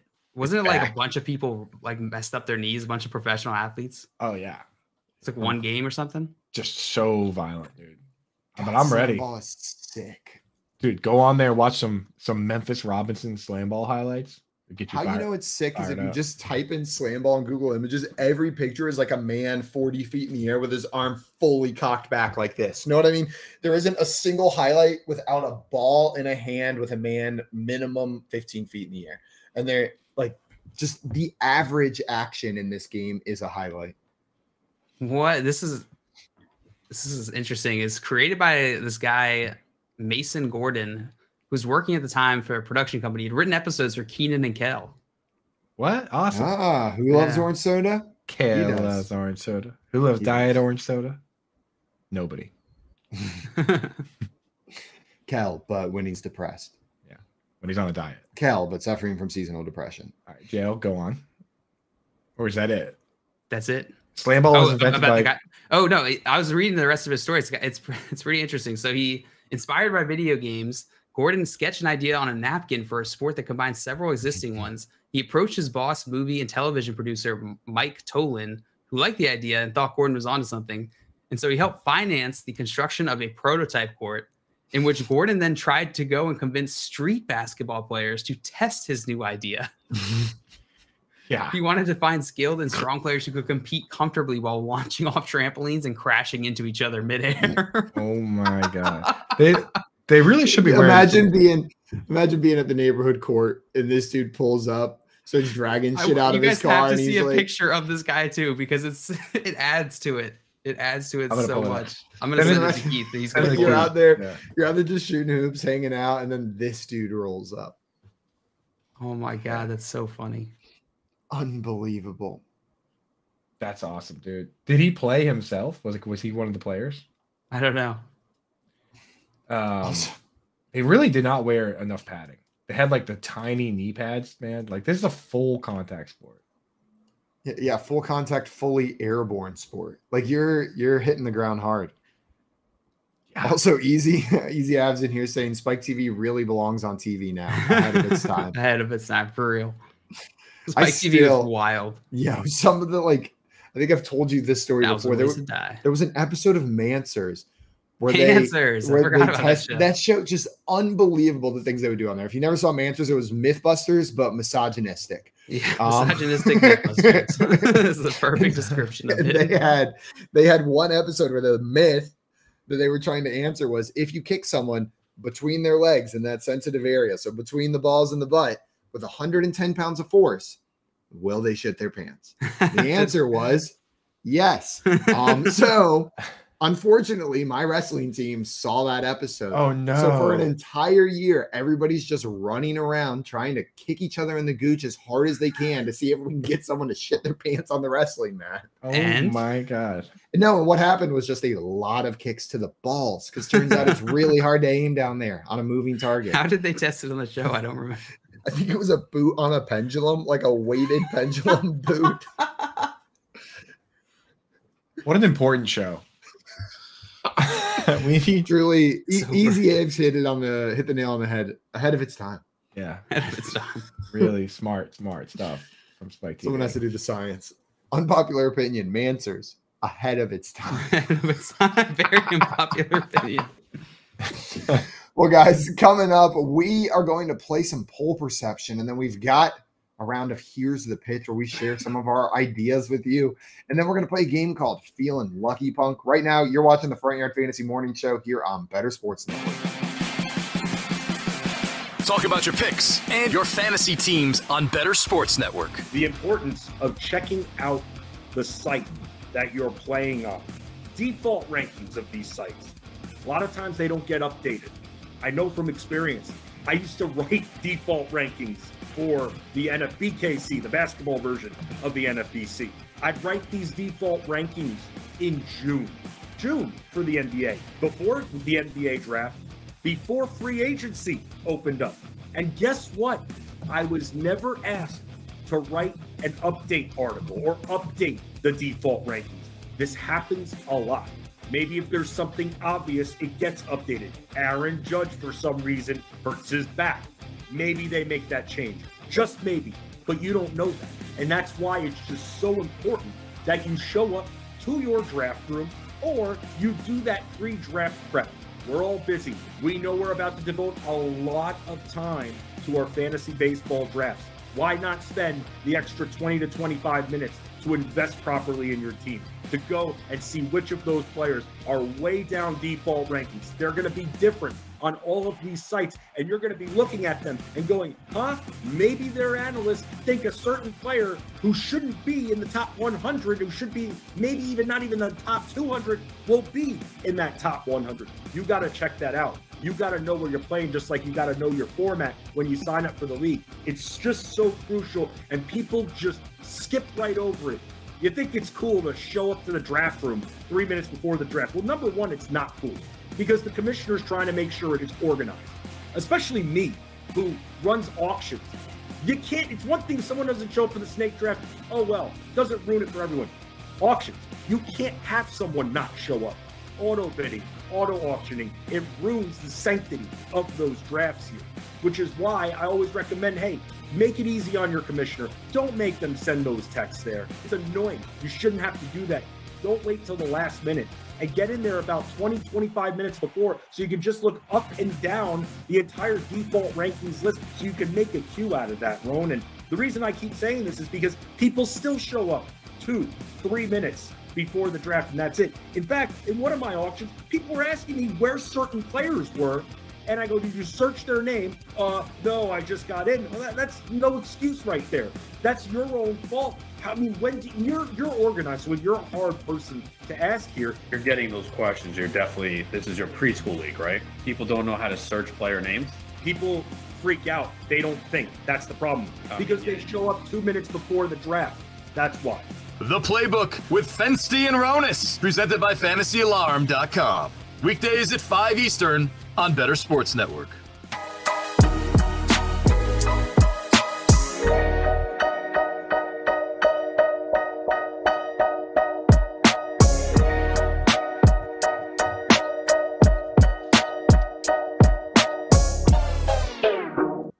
What's up, everyone? Welcome back to the Friday Night Fantasy Morning Show here on Better Sports Network.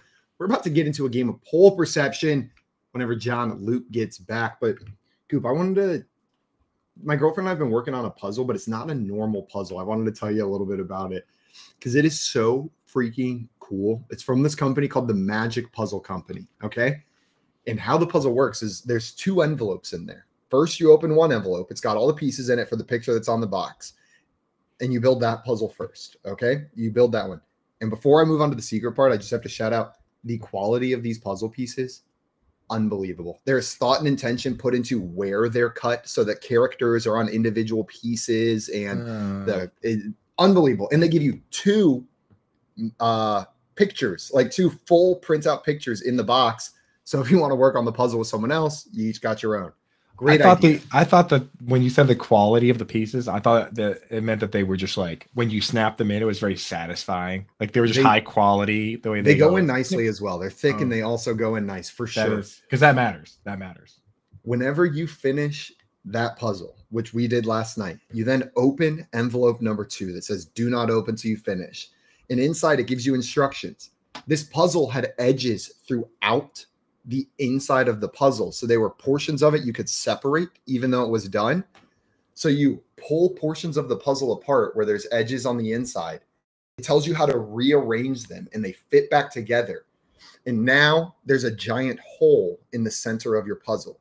So now your puzzle has grown. You've rearranged the pieces and there's a giant hole in the middle, and there's more pieces in the envelope on the inside to fill out a secret scene in the center of your puzzle.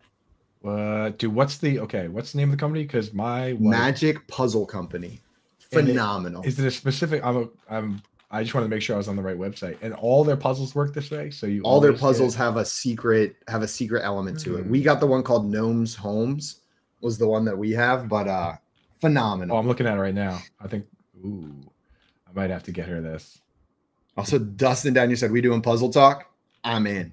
Puzzle chat. And Michael said, well, I got to go. Good hanging out with you guys. Talk to you later, Michael. See you later. Oh, Michael missed puzzle talk. And Hal saying magic puzzles. My son loves puzzles. Cannot recommend this puzzle brand enough. Let's get puzzled up. Now, so it just opens up in the middle. So basically like it's a weird puzzle where like we couldn't do it edges first because there's a lot of edge pieces on the interior of the puzzle. Know what I mean? Like the puzzle basically like slides together. There's basically three chunks to the puzzle, and they slide together. And then it tells you how to rearrange them so you can build the next part.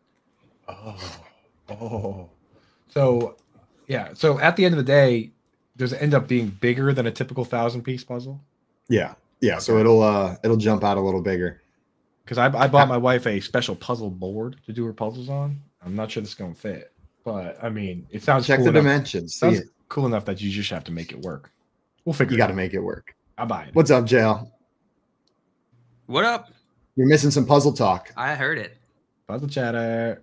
I love it. Maria and I just finished a 1,000-piece puzzle a couple weeks ago. It was all cereals. I'll buy a different one than Gnome's Homes, and next time we meet up, we'll swap. Let's do it. I'm gonna get. I don't know. Yeah, I might need the name of that, Simon. Sounds like it's up Maria in my alley. I'll send you a link. It's right up here. The whole time I was doing this puzzle, and it just so satisfying the way they design it as well. Like to have recognizable pieces. Know what I mean? Like you're looking for this guy, and he's on one piece is a good feeling. Yeah, makes it a little bit nicer. Dustin said they just did the world's largest puzzle here in Wisconsin. It was missing a piece. Oh. Yeah, Simon and I were just talking about this. Like, there is nothing more useless than a puzzle that is missing one or more pieces. My girlfriend's coworker offered to let us borrow a puzzle, and then the next word out of her mouth was, "It's missing a couple pieces, though." Put it in the garbage. Yeah, no, I will not be borrowing that puzzle, and you should throw it away. Yeah, go ahead and recycle that cardboard. You want to play cards? I'm missing like the 9 of hearts and the 2 of diamonds. Like, no. Yeah, we could play the game. It's not going to be anything like the real game, but it'll look like it.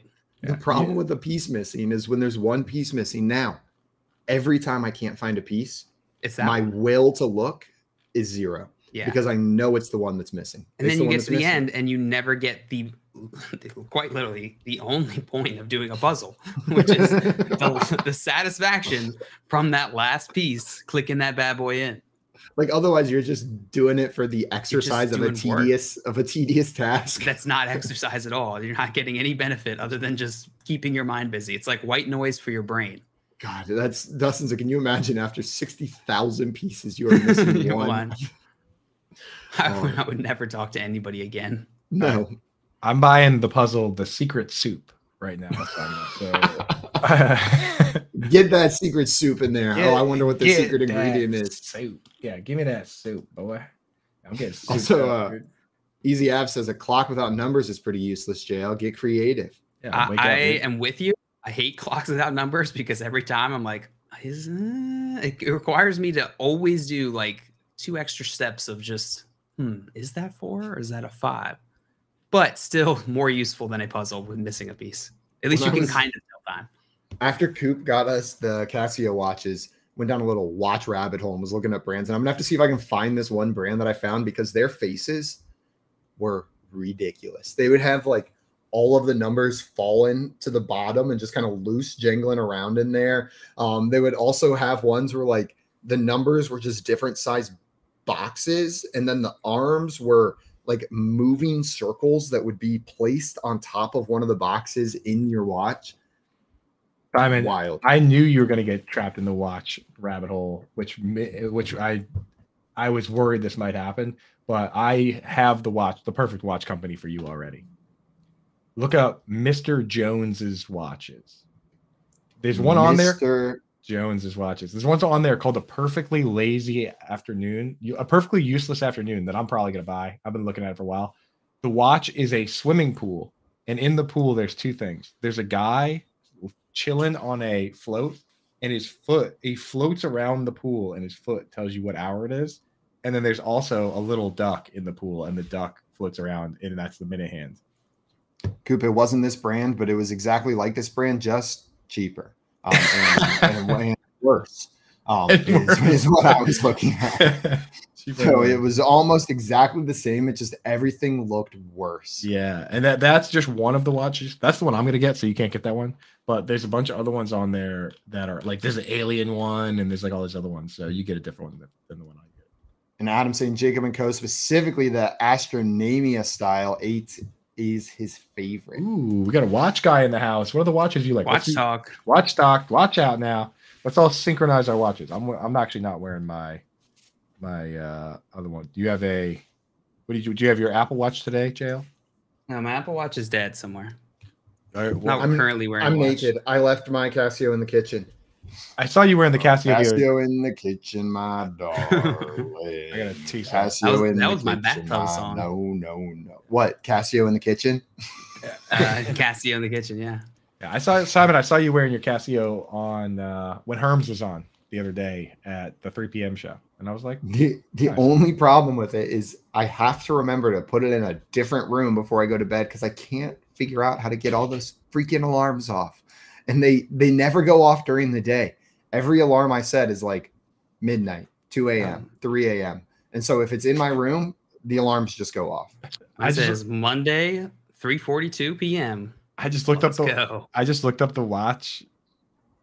You gotta set that, dude. Come on, you didn't even. It is set. That's not even close. And those things. Tell me it's not Monday. If you set that watch one time, you'll never have to set it again. So I gave you a gift, and you didn't. Then it'll start beeping at me. I gave you a gift. You didn't even play with it. Unbelievable. Play with it a little. I click. Adam, I just looked up that watch that Adam put in the chat, and it cost $500,000. Dang. Yeah, I like that one too, Adam. JL, wow, doesn't appreciate a gift. Or doesn't appreciate time having to be the time that the time place says it does. That's true. I'm a nonconformist. Yeah, so it's more like performance theater. Time is just you, a concept. You ask JL what time it is, and he always just looks at one of his unset devices and reads it to you. Yeah, 3:47. You would be. Hold on. You'd be the most annoying hipster ever if that's what you did. You just had if that was the hill you died on. Like, you time is a construct, so I refuse to abide by it. That was the exact answer I was gonna give. What time is it? Time is just a construct to keep us down, man. Come on, man. You know time is just a construct. 3:42. But 3:42. Yeah. No, it's 7. Go ahead and set that watch and put it on. Thank you. Dustin said, I want to assume Coop. Ooh. Huh. Let's try one more time. I want to assume Coop put those alarms just on it to mess with Simon. So the funny thing is that I'm fairly confident that if you just press that button twice, it sets the alarm at midnight automatically, because my watch started going off at midnight the other day. And I did not know, I did not know why. And I was truly innovative thinking with that one. Yeah, like I was just like fiddling around with it during the day, during the show, and then the middle of the night it woke me up. Like, okay, now I get how that works. We got Hal in here saying Mr. Jones' watch is where my divorce started. Is that so? Got it right there. And then Tommy also saying, I got this really big watch that also makes phone calls. I'm watching you guys on it right now. Yeah. Clever. Your phone, because watches are dated and no one needs them anymore. You really don't. But at the same time, pretty cool. Pretty cool. Also, Tommy saying all the rest is just man jewelry. And that's fact. We need more man jewelry. Man jewelry's dope. Get some accessories on there, baby. Accessorize. Jill, do you have a watch brand of choice? No, I use the Apple Watch. I used to like watches when I was younger, but then I started thinking for myself. Right. So then you started thinking for yourself. What does that even mean? Watches are just it's a construct, Simon. Don't conform to the system, man. Yeah. Right. Watches are just the man's way of tethering you to their system. Yeah, society tells you gotta like watches, you gotta like shoes, you gotta like cars. And I said no. I like poop jokes. Yeah. Time is a prison, and you're strapping that prison on your wrist every time you wear a watch. The next evolution of that is coming back around to decide that you can like whatever you want, and then decide that maybe you do like watches, maybe you don't. Very true. At some point, you're gonna have to cross that bridge. Where I thought you were gonna come so far back around that time wasn't matters. a construct. Time is now. Time is incredibly important. Time is fleeting. Right? It's the opposite of a construct. Yes. It's never been more 7:54 a.m. Central Time. I live in this moment. I'm just Eckhart Tolle. That can happen. So Tim said JL starts thinking for self, gets tethered to Apple for life. Yeah, I'm an original thinker. Apple Watch, iPhone, MacBook. I feel like every single person who's anti-Apple is like that. They're like, man, those Apple conformists. Where's my Android? Right. Yeah, totally different. I'm a different thinker because I choose Motorola over Samsung. I'm an original thinker because me and 10,000 of my best friends will jump down your throat and recommend Linux every time you say anything about Apple. Because of the customization that I don't know how to do. We're unique together about Linux, and you're not unique together about Apple. Enjoy your identity misattribution. Is Tim coming on? I hope so. I believe Tim is coming on to play some games with us, but we got to get him a link over there. Also, Hal said, when the Penguins take over my watch, won't be a digital tag for them. The Penguins. Club Penguin? This is the Club Penguin. I wear my reference? Club Penguin shirt right now. What is on your shirt? What does that say? It says Fleetwood Mac. Ah, I've heard of them. They're a band. They're a band. And you know what? I will, to my grave, say that Rumors is probably the most agreeable, high-quality album of all time. Like, it is the most, like, publicly appealing classic rock album. I don't think there's a person in the world you can't put that album on and have them just vibe the entire time. Everyone. There's there's like no misses on the album either. Like, they're all good, dude. And I change what my favorite song is off that album all the time. Like, for a while it was The Chain, but I think right now it's Gold Dust Woman. Gold Dust Woman is a phenomenal song. But you listen to that and every single one, you're like, oh, what a banger. The next one comes on, you're like, oh, what a banger. Yeah. Next one comes on, oh, it just keeps going. Doesn't stop. If I could play bass guitar, I would just play the bass line from The Chain, and that's it all the time. I would just be sitting there like, boo doo doo doo doo doo doo doo doo. Just Coop calls you, you pick up the phone, and you just hear hey Coop, did you want to say it? And then he just must never break the chain. Just hang up on and then just hang up. You want to hang out today? Yeah. There's certain things like that though. If I could do them, it's all I would do. Like if I've said this before on the show, but like if I could dunk a basketball, I'd be at the Y just dunking right now. If I could do that, I would all the time. 100%. Well, guys, coming up, we got our friend Tim joining the show to play some Here's the Pitch and some Feeling Lucky Punk with us. Right now, you're watching the Front Yard Fantasy Morning Show here on Better Sports Network. Monday Night Rants with Edward Rouse on Better Sports Network. Do you believe in the Madden curse? Do you think that's a real thing? I did. Now, I don't think it's as big of a deal anymore, but it was a real thing for a solid 10, 15 years. Yeah, it was Sean Alexander, LaDainian Tomlinson, Peyton Hillis. LT was never on the cover. I know that. Was he not? I thought he was one. Okay, well, you do know all the covers of everything. Yeah, okay. So if you want, I could do this real quick. So Garrison Hurst is the first official Madden cover athlete, 1999. 2000, I believe they still put John Madden on the cover. And then 2001 is where it all started. So 2001, you have Eddie George. 2002, Dante Culpepper. 2003, Marshall Falk. 04, Michael Vick. 05, Ray Lewis, first defensive player on the cover. Okay. 06, Donovan McNabb. 07, Sean Alexander. Okay. 08, Vince Young. 09, Brett Favre. Okay. 10 is a trick one because it's no way you know. And Larry Fitzgerald. 11, Drew Brees. 12, Peyton Hillis. 13, Calvin Johnson, I believe so. You're right. 14. No way you know it. 14, also a trick question. I believe that's the Madden 25 cover, and it's Barry Sanders. Unless you got it for the new consoles, in which case Adrian Peterson was on the cover. You're not cheating. You're not looking at... Swear on my life. Swear on my life. Okay. Keep on going. 15, we have Richard Sherman. Okay. 16... hold on. 16 is Odell Beckham. Okay. 16. 17, now this is the one I get mixed up because 17 and 18 are back-to-back Patriots. They are. 17, I think, is Gronk, and 18 is Brady. You are correct. 19 is Antonio Brown. Correct. 20, Patrick Mahomes. Oh my goodness. 21, Lamar Jackson. 22, Brady Mahomes. 23, John Madden. Yeah, dude, I'm a cover nerd when it comes to this stuff. We now know, but that was really impressive. I don't know how. Thank you. That's literally 29 of them or something like that. Wow, that is. You did not miss a single one, and you even got the special editions where they had 2 people on the covers. Monday Night Rants on Better Sports Network.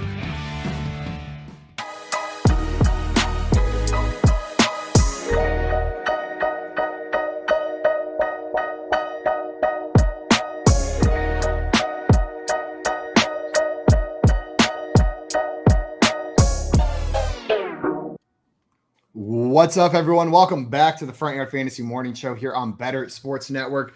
Joining us right now, we've got our great friend, Front Yard fan member, beautifully mustachioed and always galloping friend, Tim Wright, joining the show. What's up, Tim? Oh, I'm feeling good, boys. I'm pretty excited to be here. Welcome in. And well, we're excited to have you today on the Front Yard Fantasy Morning Show. With Tim, Simon, Coop, and JL. And Tim. What did I say? You said Tim. Coop, Simon, Tim, and JL, and Tim, and Tim. I had Tim in there. What did I miss? Well, we have Tim, Simon, JL, Tim, Simon, Tim, and Tim. Did I mention? And Tim. Well, Tim, we're glad to have you here today. Sick shirt, as always, coming looking fly on this show. Oh, yeah. We're about to get into a segment that we've never done with you before, but I'm excited to have you on for.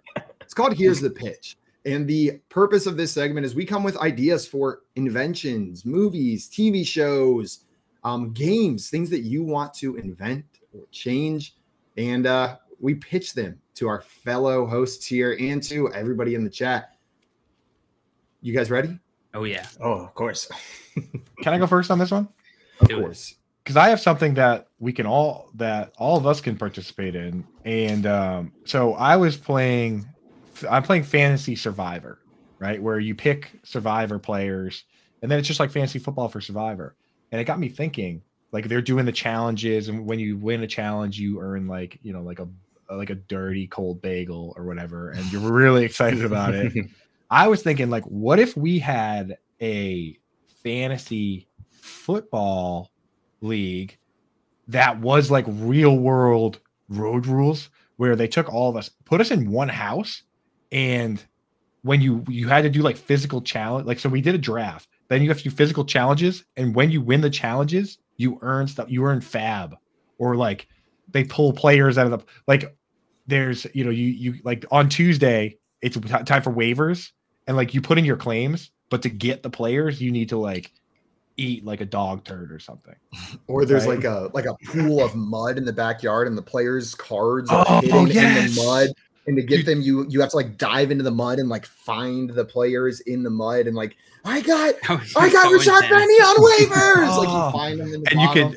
And you can pick one, like there's all these different mud puddles, and you pick up Rashad Penny, and like you take that with you, and then you go around to other mud puddles, and if you find a player you like better, you can take that player, but you have to put Rashad Penny back, so it's like a scramble. Like every week you can have. Oh man, I got N'Keal Harry. Wah, wah. They just show JL face down in a puddle of mud with N'Keal Harry. Covered in mud. Just slamming your fist on the ground. Just like N'Keal Harry, OJ Howard, Andy Isabella, just like all these different players scattered around him. Yeah.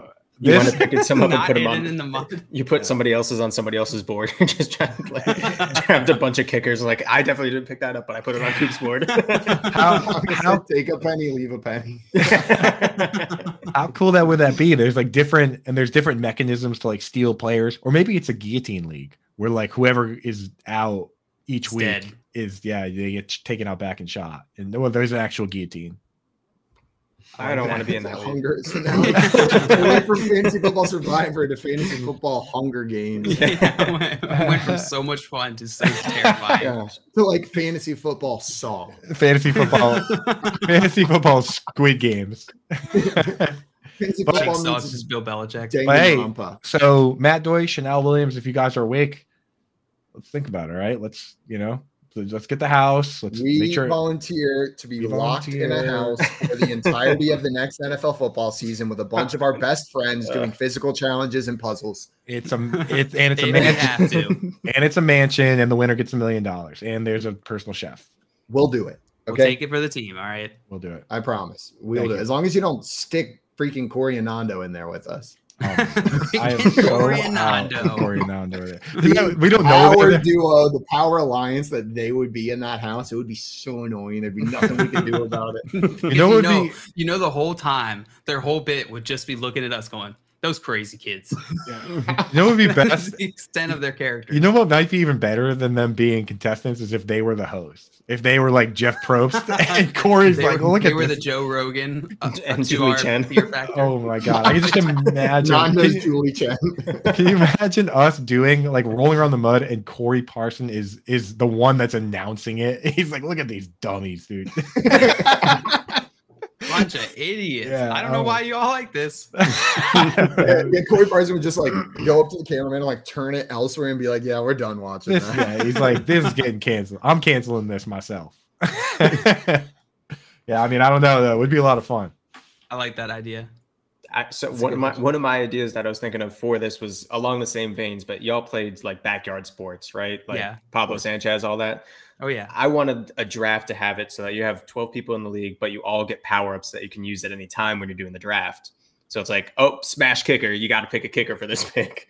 Like that sort of simple stuff. So not as crazy, but similar vein, Coop. I think you basically have like powers you can throw down. Like like Sonic Boom or something like that. It shakes like whenever you're doing like scramble the draft or something like that. Imagine like head-to-head DDR. You know, like in head-to-head DDR, when you get a combo, it like shoots a random arrow over at your opponent. Like I'm imagining it kind of like that. Like all of a sudden, you could implement 10-second pick clock. Right. That'd be kind of cool. We got. I don't want to do this. Need a lot more Saturday Pro Football in the chat saying how much Zeke got left in the tank. What do you boys think? What does Zeke got left? A couple more years, a couple more seasons. I think he can be a solid contributor to a decent team. I don't think he's going to be able to do it all on his own, which is what he did early on in his career. I don't think he'll be able to do that. He's got to land in a system that's going to be supportive for him. I'm with you. He's going to be fine. His role is now not lead back, 3 downs, super workhorse running back, but he'll probably be a solid RB2 for the next 3 to 4 seasons. I'm with you, Jay. Yeah, I'm with you. He's good enough that I don't think that it's ever going to be somebody coming in clearly taking over his spot. Like he's not going to be the backup anywhere. Right. It's like, here's the thing about guys like Zeke is that we're talking about the guy who, for the 7 years he was on the Cowboys, had the most fantasy points of any player. So when you take a great player like that and wind him down, like Zeke right now is still as good as Alfred Morris or what you got from like Jordan Howard. Like he's not as explosive. He doesn't, he's not as great catching the ball in the backfield, but he can still get you that yard at any moment, right? Like, is Zeke any worse than Boston Scott or some of these other guys? It's just a matter of, with guys like him, it's just a matter of if he's willing to play for the veteran minimum. That's when these guys retire. Like, there's a lot of guys out there that can still play. They're just not willing to play for the contracts that are available to them. So I think that's what it is with Zeke. Like, he's still always going to be as good as, Damian Harris. He's better than any running back on the Chargers depth chart that isn't Austin Eckler. He's better than Joshua Kelly and Larry Roundtree and that whole gang. So it comes down to money for a guy like that. Sometimes I forget just how rich these guys are until you say things like these players retire because $750,000 a year isn't enough money for them. Know what I mean? Like I would rather, it's not worth my time. Know what I mean? Like sometimes I forget how much money that these guys make. I mean, Zeke's been in the league. I think I'd break your leg and my leg for $750,000, Tim. Sweet. I think I'd walk to Atlanta and then break both our legs for that amount of money. Zeke has been in the league for 7 years, where when you hit 7 years, the vet minimum is $1.2 million. So we're not even talking 700,000 anymore, Simon. Like, he's been in the league long enough that the veteran minimum for him, you can't pay him any less than $1.2 million. So yeah, that's money, dude. I mean, I guess you still got to consider how like the agent takes fees, all the NFLPA takes fees, so that it does get knocked down, but we're still talking a lot here. The tax man, yeah, I guess after taxes it could be only a measly $700,000. Tim, I'll see you in about 15 days if I start walking now and don't sleep. To break both of our legs, and we're gonna get that. We're gonna get that money. We're gonna get that vet minimum. I'm finding a sponsor along the way. Get that money, baby. I mean, that's like honestly, I expected way more than 15 days. Stream it. We're off to break some legs. The Front Yard Fantasy Morning Show leg breaking special. Tim and I just break our legs live on air. You know what sucks though is if you did do that, we'd probably get way more views than we normally do. You know, it would probably work. Break my legs live. Yeah, Tim's idea where like JL puts down the like, I have to draft a kicker card. No, the 10-second pick clock. Break your femur. No. Oh no. One of these is not like the other. Really, really intense challenges thrown in there. That would be so cool though for like a best ball league at least. If you got to play the whole league out, it's kind of annoying, but I'd be willing to do a draft like that. That's doable. I think that's doable. We just steal from Magic. I like that one. I like that one too. Coop and Tim with some innovations on fantasy football to start. Yeah, similar vein. Simon, you got one for us? I got one for you. Mine is not similar at all. So augmented reality is becoming more and more of a normal technology that's going to be part of our lives, right? Like we see augmented reality glasses where it's able to start putting things in front of you, information in front of your eyes. Yeah. And augmented reality is different from virtual reality in that it's augmented is like it imposes it in your reality. Virtual is like you're going into a exactly. Virtual. So augmented reality, you're staying in this space. What I want is for my entire front windshield to be an augmented reality video game that live takes in all of the pieces from the surroundings and turns them into things that I would have to behave according to the laws of the road in order to win. Like the children running across are like things that I have to avoid. Know what I mean? The traffic lights are barriers. So it just takes my surroundings, adds like villains and changes the way things look and makes it into a video game while I'm driving that encourages safety.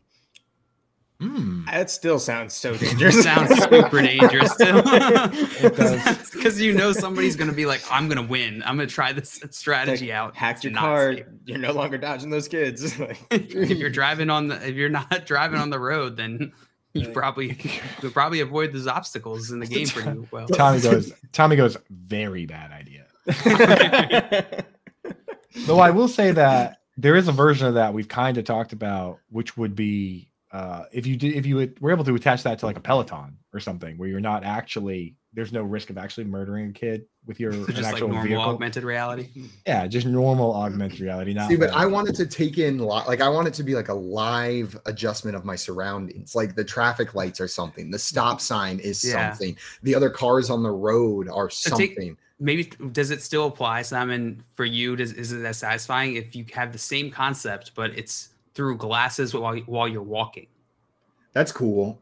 But it's got to be a little dangerous, JL. Come on. Yeah, a little bit of risk. Yes, that this same technology could be applied to make your everyday walking into a Mario style video game. Like that could get dangerous. At least for me, like I walk a lot next to the Baltimore Harbor, like a lot, and there's not a wall that I can easily go in. This same thing with the San Antonio Riverwalk. You would be shocked by how narrow the sidewalk is and how no fence there is. No fence. Yeah. Although JL, when you, because I've talked to you twice or a couple times now when you're walking on the harbor there, it sounds like you're already playing some crazy video game just with the random things that like people coming up to you and talk, strangers speaking to you, or like, oh, so weird. Or that time that there were thousands of birds for no like going. I'm talking to Coop. We're walking. It's night. It's like nighttime. It's 6 o'clock or something. Clearly night. It was clearly dark. We're talking. I look over and there's just an empty dock with like yellow. There's like little yellow lights on it. Thousands of seagulls, dude. I was like, and only a few of them were making noise, which is why I didn't I'm in the zone talking to Coop or whatever. And I didn't look over, and then I looked over, and there's just way too many birds that shouldn't have been there, or it should have been louder if they were there. I was like, how many birds can there possibly be? And he FaceTimed me in. There were so many birds, dude. There were way too many birds. You're gonna find the pictures, like you can pull it up. They were up. They were up to something. No At question. what point do they turn into night birds? That's a good question. I don't know. Working on my night birds. If your life was a video game, that could get messy quick. That's where you go farm EXP. It's just set up. It's just set up for you to level up. In this game, killing birds gets you negative XP. You see JL, he thinks he's like grabbing coins, but you see him just one by one, like picking up seagulls and like just like high score. Last week, we were at that exact same spot. We were walking up to it, and there was a vortex of seagulls, like, and some dude who's standing on like at the bottom of them. And Rosie and I immediately turned around. And that dude's the seagull. Like, nope. The seagull wizard just he's trying to control. A druid, like a real druid. Yeah, this game that you're describing, Simon, sounds a lot like schizophrenia. You're just seeing things. No, I think it's the way of the future. If we're driving here, it's the middle ground between self-driving and having someone activated. And if the game was good enough, it truly could make driving safer. You know what I mean? Like, humans are a sucker for game design. Like, if you could truly make it a game that heavily encouraged safe driving for getting the high score, for beating the game, it could make it safer. Now, there's a long way to go with that technology getting to that point. But I'm a big fan. I think this idea is going to change the world. I know the exact company that would love to implement that and track those high scores. It's a company called Allstate. And they would love to know when you're speeding and when you're not. Well, if Allstate can make a sick video game with like dragons and flames and wizards and ninjas, then I'm in. At the Cowboys, I need all those things. All those things, and you're in. I had a similar thought on the road to that. Maybe not quite on the road. That was a hard right turn. But if Google Maps could just integrate into your windshield and highlight the exit that you're supposed to go to. Right. And then that just augments all the way up. So like in Atlanta, when you have to get over 30 lanes, you're like, no, at least you know which one you got to go to. Yeah. You have to turn in 3 hours. Make sure you start changing lanes now. I'm pretty sure that's already real in cars we can't afford, boys. I think that is. Yeah, but we want to invent it for poor people. We want it for us. Cool. Here's my invention. Really cool, expensive stuff. Right now, it's for Leanne poor people leaning up into the windshield and pointing. It's like, it's over here. It's over here. Leanne has an expo marker. And she just draws and then wipes it off each time. It does not come off easy. Okay. I just strap my friend to the roof. They do it from the top on the outside. Tim just lays on the roof, bungee corded to the top with expo markers, with the phone in one hand, trying to draw the directions in real time. He just draw a dragon just for funsies, and that's where you need a dragon. He draws that little S that everybody draws in middle school. Why does everyone know that S? I don't know. Saturday Pro Football asks, have any of you ever beat Super Mario 3? I have not. Is that the one where you can turn into where you get like the tail and you can fly? The raccoon one? Yes, it is. Okay. I know I've played that extensively, but I don't know if I've ever beat it. I have not. Tim, which one did we beat? The original Super Mario Bros? I don't remember. Yeah, I think it's Super Mario Bros on the Super Nintendo. Tim and I beat a lot in college. I think Tim beat that entire game naked over Thanksgiving break one time. It's possible. Yeah. I wasn't there. I just know. I could tell he was doing I had questions and I couldn't pick a single one of them. So I just decided to stop. Both of your faces went. But then I remembered you were talking about Tim, and I was like, yeah. Is Tim ever naked with all that hair? Right. I feel like Tim takes off his clothes and he's just wearing a full onesie sweater. Where'd you get your velour tracksuit, Tim? That's all natural. Dustin said you need augmented reality to avoid the children, Simon? No, it's not. Yeah, sorry. Yeah, let me tell you. Yeah, unless you can make those children something I don't want to hit, like a dragon, then I aim for them. Then I'm hitting those children. Then I'm hitting them every time. Unless it's negative points for murdering seagulls. He's just going to murder. Yeah. Don't hate the player, hate the game. Yeah. I'm pretty sure of the game, I guess. It really is. Like, anytime I enter an open world RPG game, the first thing I do is, and I'm not listening to you. Like, whatever you tell me to do, I'm supposed to go that way. I'm going the opposite direction, and I'm going to try to find whatever I can't do and break it. I'm supposed to commit crime and cause chaos. Cool. I'm going to follow the traffic laws. This is getting kind of close to China's like social credit thing. Where like you Black Mirror episode, you jaywalk and you lose points.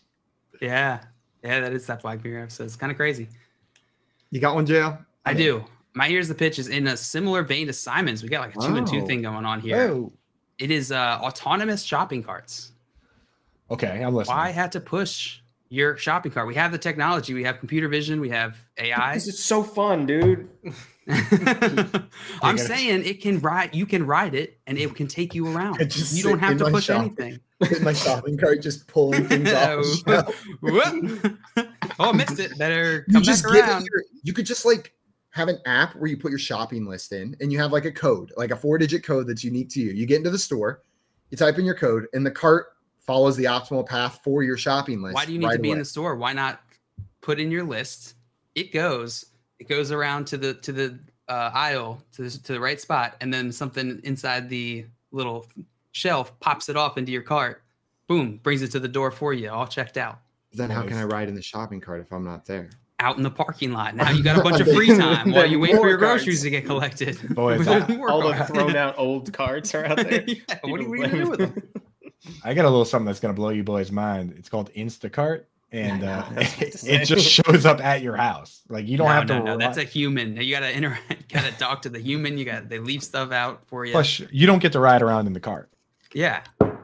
They did not let me do that the one time I tried with my Instacart driver. Can I ride you? You give them the list. I was at HEB and I just ordered Instacart from that HEB. And then when I saw them, I tried to jump in. What if you order Instacart, but then you show up right while they're filling it and you hop in the cart while the employee's filling it and just ride around? Yeah, that's what I was saying. It's okay. It's my order. Do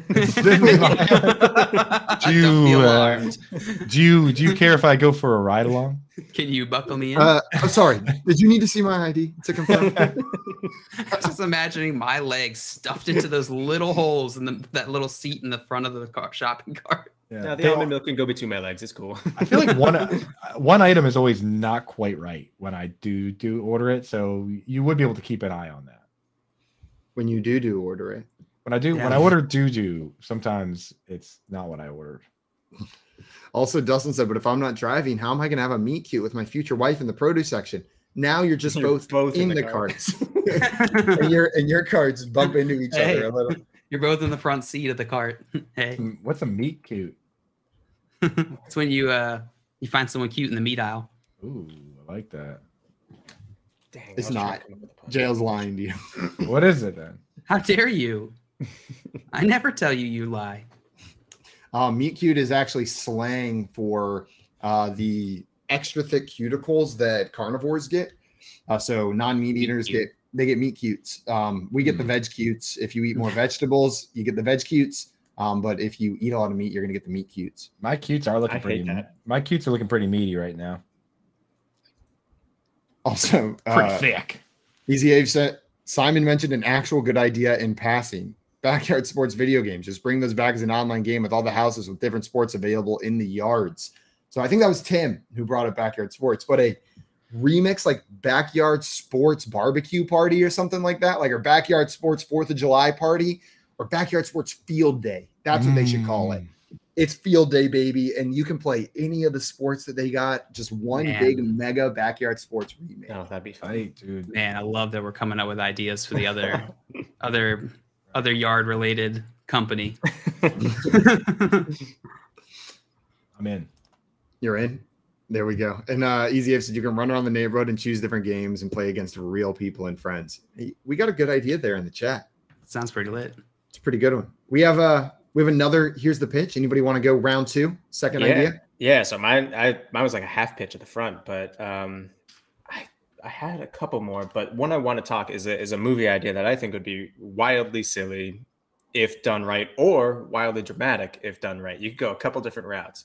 The idea is in the distant future, you found out a way to do the whole cloning and like swap your head into a thing, but it focused primarily on actors. So they don't have to go through stunt doubles anymore. It's just the actor going through, getting their head blown off, and then they just respawn in their body again, having done the scene to a crazy, like accurate depiction of what would actually happen because they literally just did it.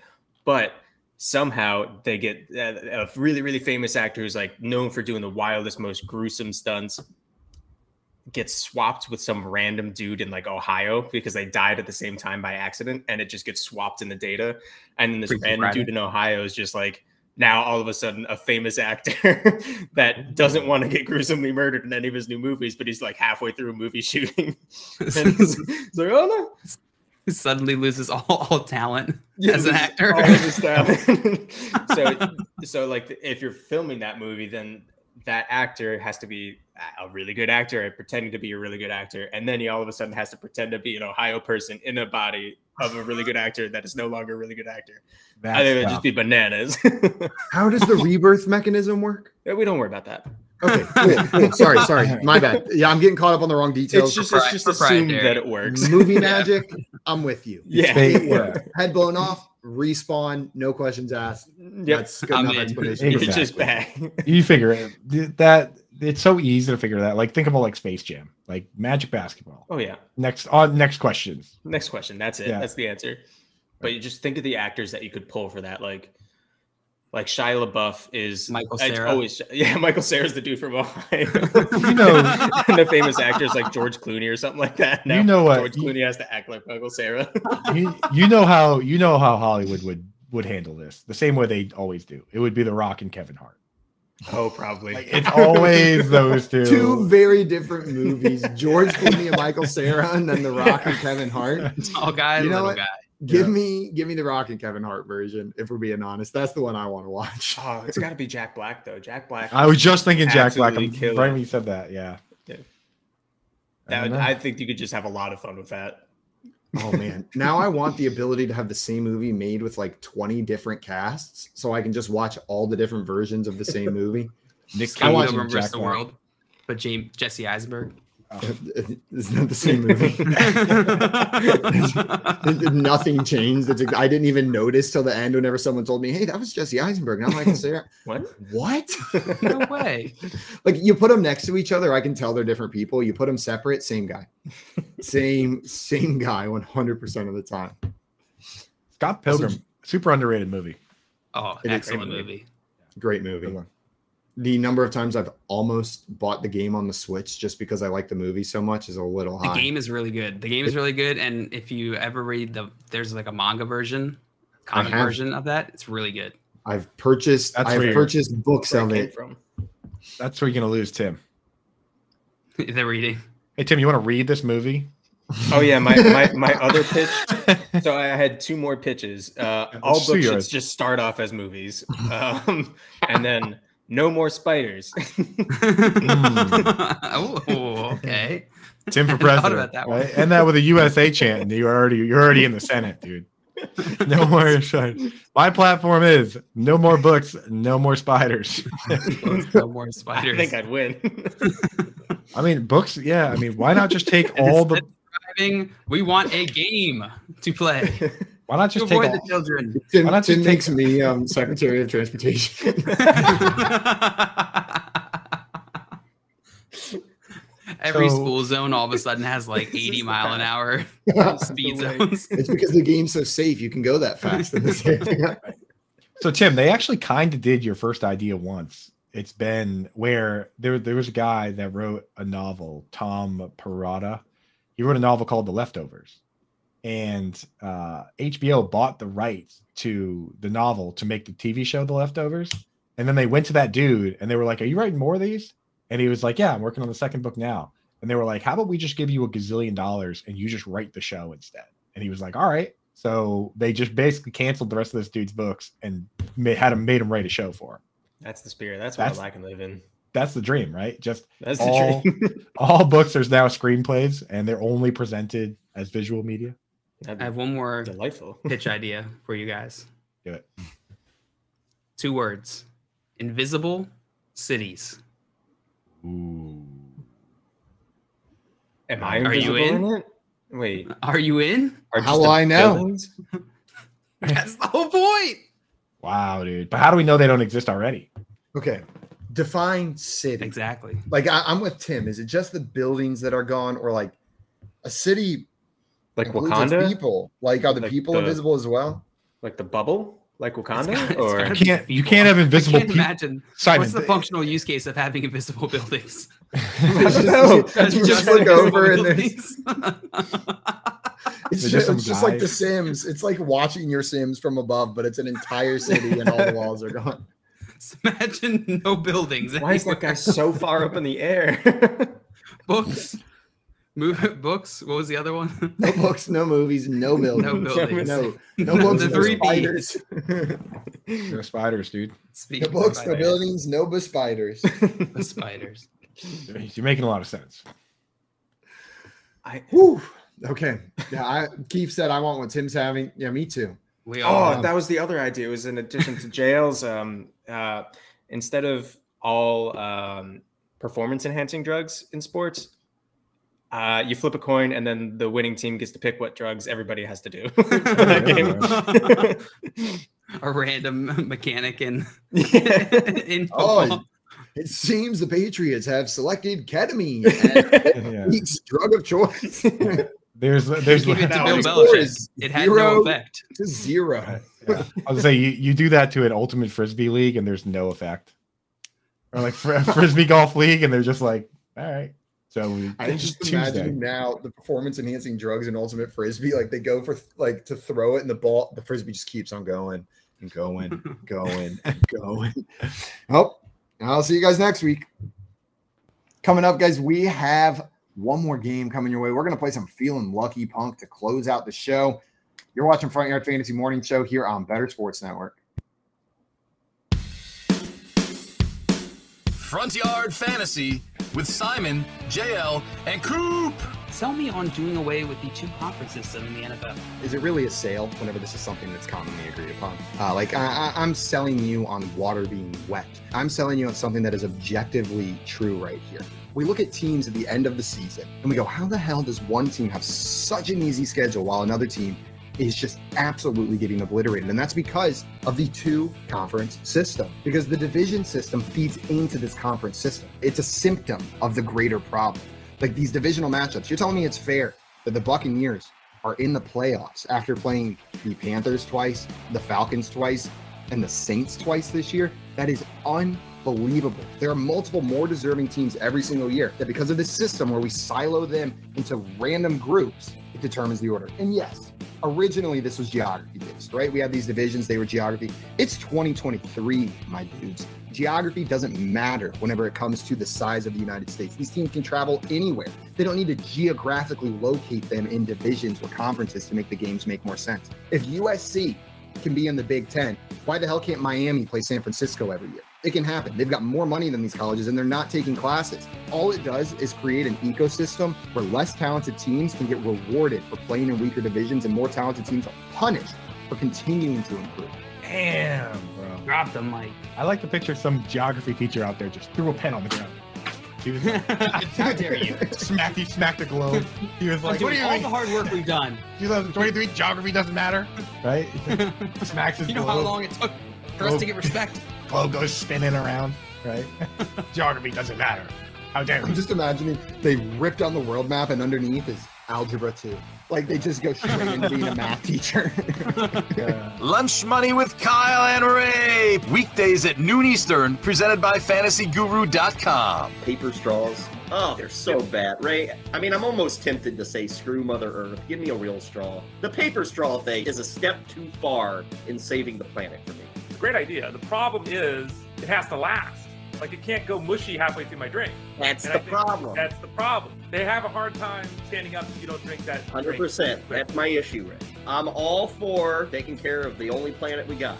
But, Ray, some people like to drive a lot. I don't. I don't get on them for they have to drive 20 minutes to work every day. Can I just get a plastic straw? Like, I think, Ray, we should be able to pay for a card that says, I don't drive every day, so they said I could have this kind of environmental impact by getting a plastic straw. I am in favor, Ray, of government-issued plastic straws if I have the proof that I'm worthy of such. If you want it, you get it. It's kind of like the Clear Pass. You know, yeah, there you go. Okay. Like, Ray, I'd be willing to pay an extra $2 a year, and I get as many plastic straws as I want when I go out to the restaurant. And the $2 goes toward cleaning the oceans or something. Yeah. So, yeah, okay. That's not a terrible idea. Not terrible. Call, chat, enter contests in real time. It's Sports Talk 3.0 with Better Sports Network.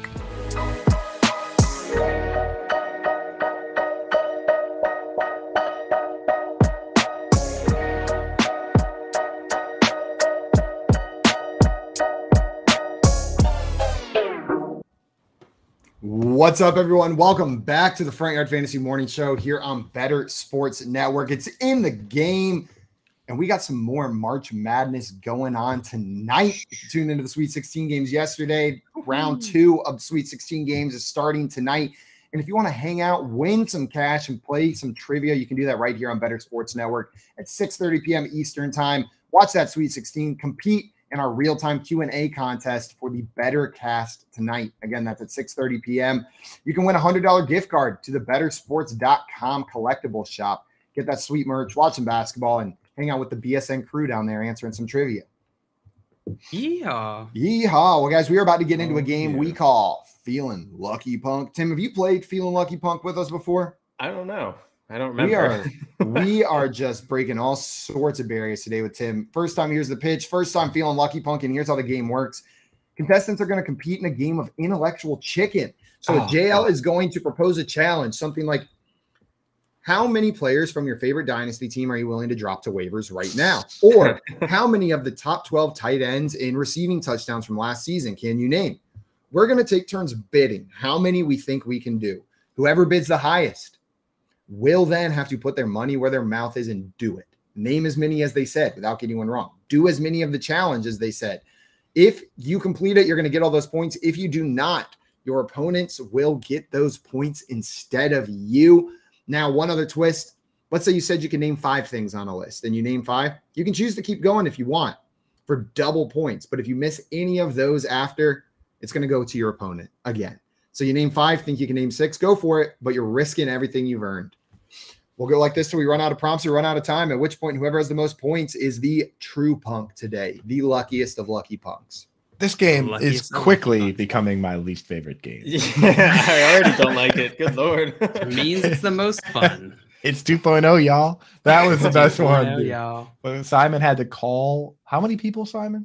6. Could call 6 people and say it's 2.0, y'all. And my poor sweet friend who immediately thought I was moving back to Atlanta. Yes, you're moving back to Atlanta? Hang on. Texted my girlfriend, texted Tim, like got really excited. And that sounds like a great friend though. Like he immediately thought like, oh, 2.0. Atlanta 2.0. Yeah.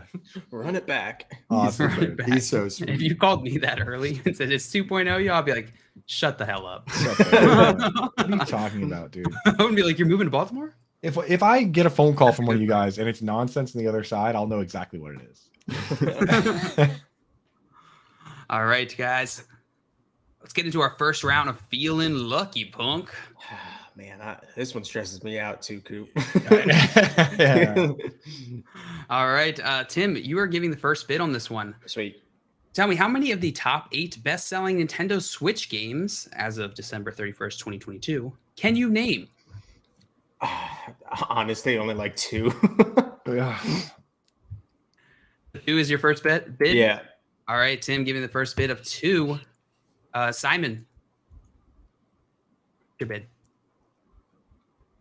5. Pass. Thank God. 2-5. Pass. I don't even have a Nintendo Switch. Though I could name 3 for sure. Tim, would you like to up Simon's ante at 5? No, dude. 5 out of 8. Without getting one wrong. Without getting one wrong. I know. Not getting a single. This is my problem in this game. I'm always very optimistic. Yeah, okay. Yeah. We'll start early. Let's go with do I need to be specific? Like, can I say Mario Kart or do I need to say Mario Kart 8 Deluxe or whatever it is? You have to be specific. These are individual games. So best selling meaning it's not a franchise. This is an individual game. Right. I guess what I'm thinking here is there is only one Mario Kart on the Switch. So like Switch Mario Kart should apply. But if I have to be specific, then I can try to be specific. Yeah. If it's like that, where it's like, we'll be reasonable. Obvious. I'll give you the point. I'm not going to worry about it. But if it's ambiguous, then I probably won't. Mario Kart. Mario Kart is number 1 on this list, Simon. Super Smash Bros. Bros is on this list. Okay. Sorry, it took me a second. I had to think, are there any other Super Smash Bros? But Super Smash Bros. Ultimate is the one that... Right, that's the one. That's the Switch version. The Switch version, yeah. The Legend of Zelda Breath of the Wild. Those are the 3 that I could have gotten. That's what I was thinking. Breath of the Wild is number 4 on this list. Okay, and I am now You have 1, 3, and 4. You need to name 1, 5. 3, and 4. So okay. you need 2 more. What's the classic? Oh, the one where Mario throws his hat, but with we're not going to give you that one. Super Mario. I think it's Odyssey. I think it's Super Mario Odyssey. That's your answer? Yeah. Super Mario Odyssey is number 6 on this list. Ooh. Number 6? Ooh, okay. Yeah. So that's 4 out of 5, Simon. Okay. 4 out of 5. Let's think of other really popular Switch games. You need 1 more to get these points. Pokemon Legends Arceus. Pokemon Legends Arceus is not on this list. No! I thought the first open world Pokemon game would make it. It probably should. Oh, Simon. Oh, no. Simon. Is Minecraft a Switch game? Minecraft. Well, Minecraft is not on this. Wait, I can tell you information now, right? Yeah. Yeah. Okay. So Coop and Tim are both going to get 5 points. Oh, is that how we're doing it? Yeah, that's how we're doing it, I guess. That's great. I thought it was just him because he had the second highest bid. I think that's what we played with Moody. We did it last time, yeah. So we can try it this way and see what works better. Yeah, just points with that. Points flying around. All right, yeah. Let's see if this works through it. Because this game is kind of like that. It is absurdly. I was trying to be honest though, because I didn't bid at all. So that's a good point. point. Getting points there is kind of crazy. I did change the. It decentivizes guessing 5 when you don't know 5 in your head right away. I guess. Let's give it a try. Now that I think about it, there was pretty good reasoning behind the other mechanic. Yeah, so maybe we should just stick with that. Because the mechanic is like Tim wants to. It rewards you for. Yeah, it rewards you for being bidding. Second highest too. It gets you bidding up. All right, okay, so let's do that. We'll do that. Okay, sweet. Good call. Good call. Take my points away. I don't deserve it. All right, so Tim, you're gonna get those 5 points. Yeah. So this list: Mario Kart 8 Deluxe was number 1, 52 million. So number 2 was Animal Crossing. Oh my God, you idiot, Simon! You stupid idiot. Number 3 and 4 you got, which was Smash Bros. and Breath of the Wild. Number 5, Pokemon Sword and Shield. Pokemon Sword and Shield. There you go. Sword and Shield. We did it. It still doesn't sound right. I know it's right now, but now it doesn't sound right. But wait, Simon, is because number 7 was Scarlet and Violet. This is the worst day of my life. Number 8 was Super Mario Party. So I didn't even say Mario Party. I thought I said I could have gotten a million. Which is so dumb because it's not Mario Party Superstars, which is the much better version of it on Switch. JL goes, number 2 is the game you've spent the most time playing, and number 4 through 6 is all the Pokemon games you didn't guess. You picked these. You picked the single one. One out of the 3 most recent ones. Honestly, that is not on Thanks for playing. The games that I didn't name, I probably have a combined 500 hours played on my Switch. Like all the ones that I didn't say, probably like. Good God. Years, it should be Octopath Traveler for how fun that game is. Oh, that game is so good. It's a great game. It's a great game. I'll have to check it out. It's a little tough, but it's a good. If you like turn-based combat, it's fun. Otherwise, if you're not a fan of that kind of game, you probably won't like it. Right. Dustin said you better make them say the actual name of the games and not Mario or Zelda. I don't want another Gatorade. Blue. Please. Nintendo. Nintendo. Mario. You got all of them. Yeah, Mario and if you said honestly, based on those rules, if you said Mario and Pokemon, you would have been good. You would have everything been with good. Animal Crossing except for is checked off. Yeah. Even Mario's even in Super Smash. He is. All right, we're moving on to our second round here. Tim, you got 5 points. Well done. Good job, Tim. Absolutely nailed that one. I had points for a bit there. I was pretty rich there for a minute. All right, your next prompt here, Coop, or I'm sorry, Simon, you will be bidding first in this one. How many different things in your house are you willing to drink? Distinct liquid. For some reason, this is sitting right next to me. Oh no!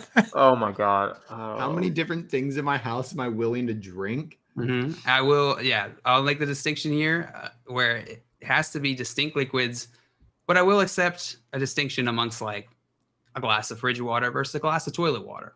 Oh my God! For instance, 8. I mean, I'll drink 8 different things from my 8 different house. things. All right, Coop. I mean, dude, here's the crazy thing.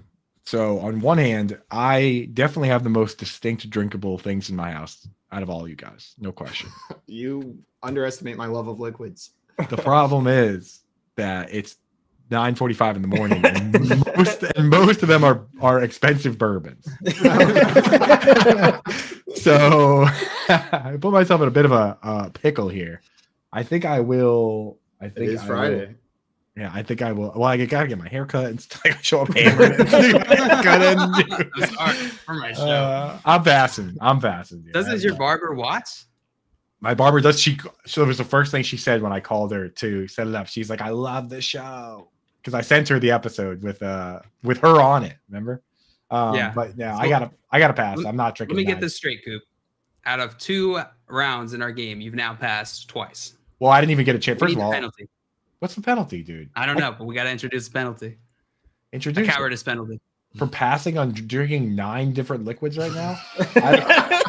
If I'm not drinking alcohol, that's the punishment. I've already done the math. If I'm not drinking alcohol, I'm going to be drinking like pickle juice and stuff, which isn't that bad. But pickle juice math is I only got so many juices, man. And one of the juices. Coop's only got so many juices, man. I only got so much juice, bro. How much do I have to drink of it? Swig. Swig. Sip swig. I could do 9. All right, 9. Simon. You got 8, but you don't got 10? Okay, 10, damn it. I can do 10 things in my house. Without a doubt, I can do 10 things. Tim, would you like you got 11? A lot of big talk. There was a lot of big drink talk last round. That's what I'm saying, dude. Does an egg count? I'm trying to go through my fridge right now in my head. I don't, because I don't have a lot of. I drank the beer last night, so I got new beer, but that means I don't have as many varieties now, so that doesn't count as multiple. So I don't think I have 11. Yeah, because I was thinking beers too. And if you want to open up, that's the problem. Well, that's what I'm saying. I'm just gonna crack open a couple, like a Guinness, a Miller Lite, take a shot of whiskey, take a sip Irish of beer. Cream, right? Yeah. Vodka. I think I died. So much more than just a breakfast thing. Yeah. You're gonna leave. You're gonna let Tim. Let Simon. Simon, you've won again. Okay, so I need to collect 10 liquids. Go collect 10 liquids. I guess I'll be back. You guys do something while I grab 10 liquids. Should we do? Don't look at my pajamas. Should we do a little side? Should we do a little side challenge? A little side. How many? Ooh, I like that one. How many games do you have on there? A little side points. I got plenty. Yeah. This one just let's do one like I don't know, a normal one if you have any of those. Okay. Some of these are real mean. All right. Let's go with how many of we've already done that one. And we can't do that one. How about like I got one.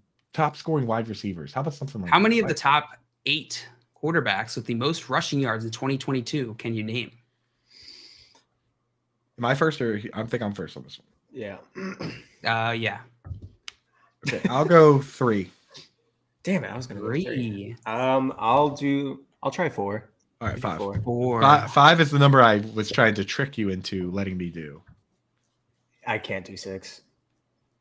Can't do 6, so 5. All right, Coop. 5 of the top 8. That's the game. That's the game. All right. Give me. Tommy says Coop is the guy who will start. Coop is the guy who starts the fight and then walks away and says, "Hit him." 100%. That's what Jeff Bell does on Twitter, right? He like posts like a controversial take, and then everyone starts arguing in the comments, and I know he just mutes it. He just mute, walk away. All right, say, how many facial hairs are you willing to pluck? All right. Oh, that would be a good one between us. Simon did the nose hair pluck one. Give me, that one was ruthless, bro. And also it proved that Simon has a really nice camera because you could see each individual hair and the follicles, which was gross. Give me Jalen Hurts. Jalen Hurts is number 4 on this list. Give me Justin Fields. Justin Fields is number 1 on this list. Give me Josh Allen. Josh Allen is number 3 on this list. Give me Daniel Jones. Daniel Jones is number 5 on this list. Now that leaves. Just need one more. Who's number 2? Wait, what is Jalen Hurts, Justin Fields, Josh Allen, Daniel Jones. Are you ready, Simon? Oh, I'm so ready. All right. Hold Wrap on. it up. Let me get the last one here. Give me. Oh, dude. Kyler Murray got hurt. You can start drinking, Simon. I'll give you a course idea. While Coop thinks. We'll start simple. Body armor. Body armor. That's a pretty easy choice. Oh, look at that. Oh, that's a pretty big sip for having yeah, I'm a thirsty boy. Organic Italian soda. That's 2. Yeah, give me Lamar Jackson. Lamar Jackson's number 2. Okay. At age 5. And do I want to do another one? Lactose-free milk. Ooh, lactose and fat-free. Yeah, I think I'll just take those 5 points and call it. Or since it's a side challenge, maybe I'll just it's just for fun. Since it's just for fun, You can keep guessing. While Simon does that, what's that? Pineapple aloe vera juice that has been in the fridge for a very, very long time. No. You definitely want to mix in as many questionable choices along with the other. Tommy said we needed a GoPro on Simon. That is not good anymore. Oh. This is leftover lemonade from takeout about a month ago. A month ago?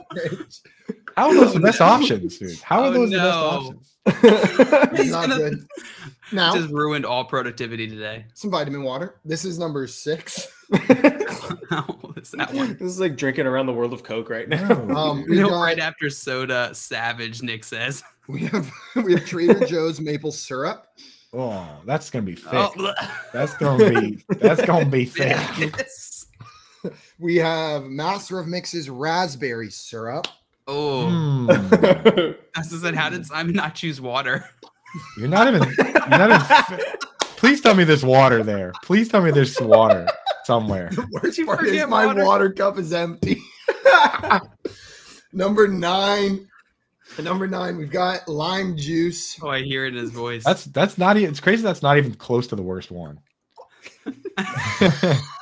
That face. And number 10, Rumplemans. We got some Rumplemans right here. There we go. Number 10. Morning. Number 11, Worcestershire sauce. Good morning. What is that? Is Rumplemans like 100 proof? 100 proof peppermint schnapps. At 8:51 a.m. Simon, That's 10. You earned all 10 of those points. Well done. I'll guess Kyler Murray while we're finishing that one. Kyler Murray's number 7. Is Coop's like, yeah, nothing. Enough of that. Back to my fucking guesses of Kyler Murray. That's what we're waiting passes for, on right? every other round. Asks for a special round. Yeah, just just football. football. Just play on his own. Just play by myself. Well, I mean, dude, that looks terrible. Not gonna lie. Tommy said this is a 5 shower day easy. Now you got to jump around. Over under. Now you got to mix that. Now you got to mix that all up. Yeah, bounce. Milkshake. Give that the milkshake. Is Joe Burrow on that list? No.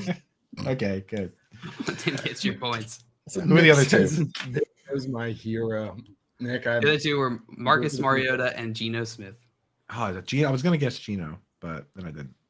But you didn't. I would not have got. Well done, Simon. That's going to put you in the lead to win this game. 10 deservedly. Deserved leads. You earned it, followed buddy. by Tim's 5 and Coop with 0. Let's get into our next challenge here. Okay, let's do it. Coop, you are bidding first on this one. And the challenge is, how many of the top 7 most populous animals on Earth can you name? The caveat, this does not include humans, rats, mice, or insects. Okay. So there's the most of them out there? Mm-hmm. Most populous animals on Earth. I'll guess 3. And I'm guessing like arachnids are included within insects, like no bugs. I have no insects here. Okay. Keith said no bugs. Give me 3. 3 from Coop. Tim, you are next. Can I get the list one more time of what's excluded? Humans, rats, mice, and insects.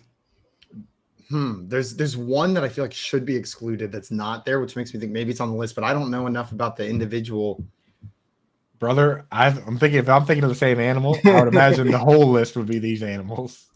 Right? Like I'm just gonna say fish. How many fish are there? Like, let's just get it out there in the open. We're all thinking about fish. Same right. We don't have to be secretive about fish here.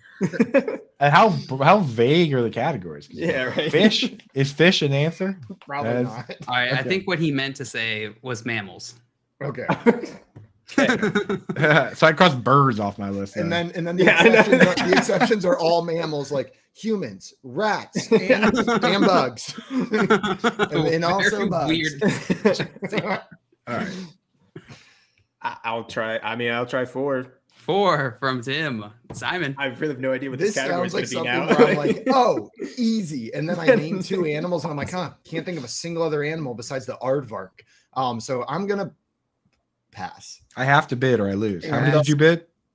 I said 4. It's at 4. Coop, would you like to bid up? I need to stop talking for a minute too. My stomach is it's pushing something out. So the only way this works for me now is if Simon winds up full bidding the 7, and then I'm the second highest bid, so Coop can't tie. You are the second highest bid, so you would win if I don't get him. Oh, true. Right now. Wait, I thought Simon was second highest. Or did Simon just passed. He passed. Oh, he passed? Oh, okay. Then yeah, good to go. Okay. So, Coop, are you bidding up or no? No, I'm not going to outbid myself because I can always just name one more to win. Because you the high bid 5, is at right? 4 from Tim. No, I bid 5 already. I have to bid 5 or else I lose. All right, Tim. No, there's no the vagueness of the category. I have no idea. 5 out of 7. Coop. We're low on time, so show me squirrels. Squirrels. What the hell? There's squirrels everywhere. I see squirrels like that's one animal I see all the time. Come on. Show me squirrels. What the stupid game? Just to get him 5 points to tie Simon and keep you at 0. Dude, so Tim didn't get a single thing right. All he had to do is nothing. So Coop, let me summarize your game. Pass. 5 points to Tim. 5 points to Tim. Yeah, Simon. So Simon had to drink everything in his house, and Tim did nothing, and they tie. I love this game. This game rocks. Terrible. You passed twice and then missed on your very first guess. You got 0, and you're surprised by that. Well, what the hell, dude? Squirrels, bro? Squirrels are everywhere. What? So what the hell, dude? There's squirrels right outside. Come on now. What is it? No whales out there. There's dogs. Squirrels. There's dogs on the list? Number 1, cows. 1.4 billion. Yeah. Then the pig at 1 billion. Then the sheep. A domestic sheep, 1 billion. Then dogs, then goat, then rabbit, then cat. How is chickens on the list? Oh, because they're birds. Wow. Well, I forgot about domesticated animals. Never forget about your cows, your sheep, your goats, or your dogs. But that's going to be it for us this Friday. I want to thank everyone who came in and hung out with us. Thank you to Tim for taking time to come on the show and help us out on this Friday. And thank you to everybody in the chat for hanging out with us this day and every other day. We'll be back Monday morning from 7 a.m. to 10 a.m. Eastern time. But until then, hang out here on BSN and make sure to tune in tonight at 6:30 for the Better Cast. Until then, we're out of here. Adios, everyone. Enjoy your weekend. Yeah!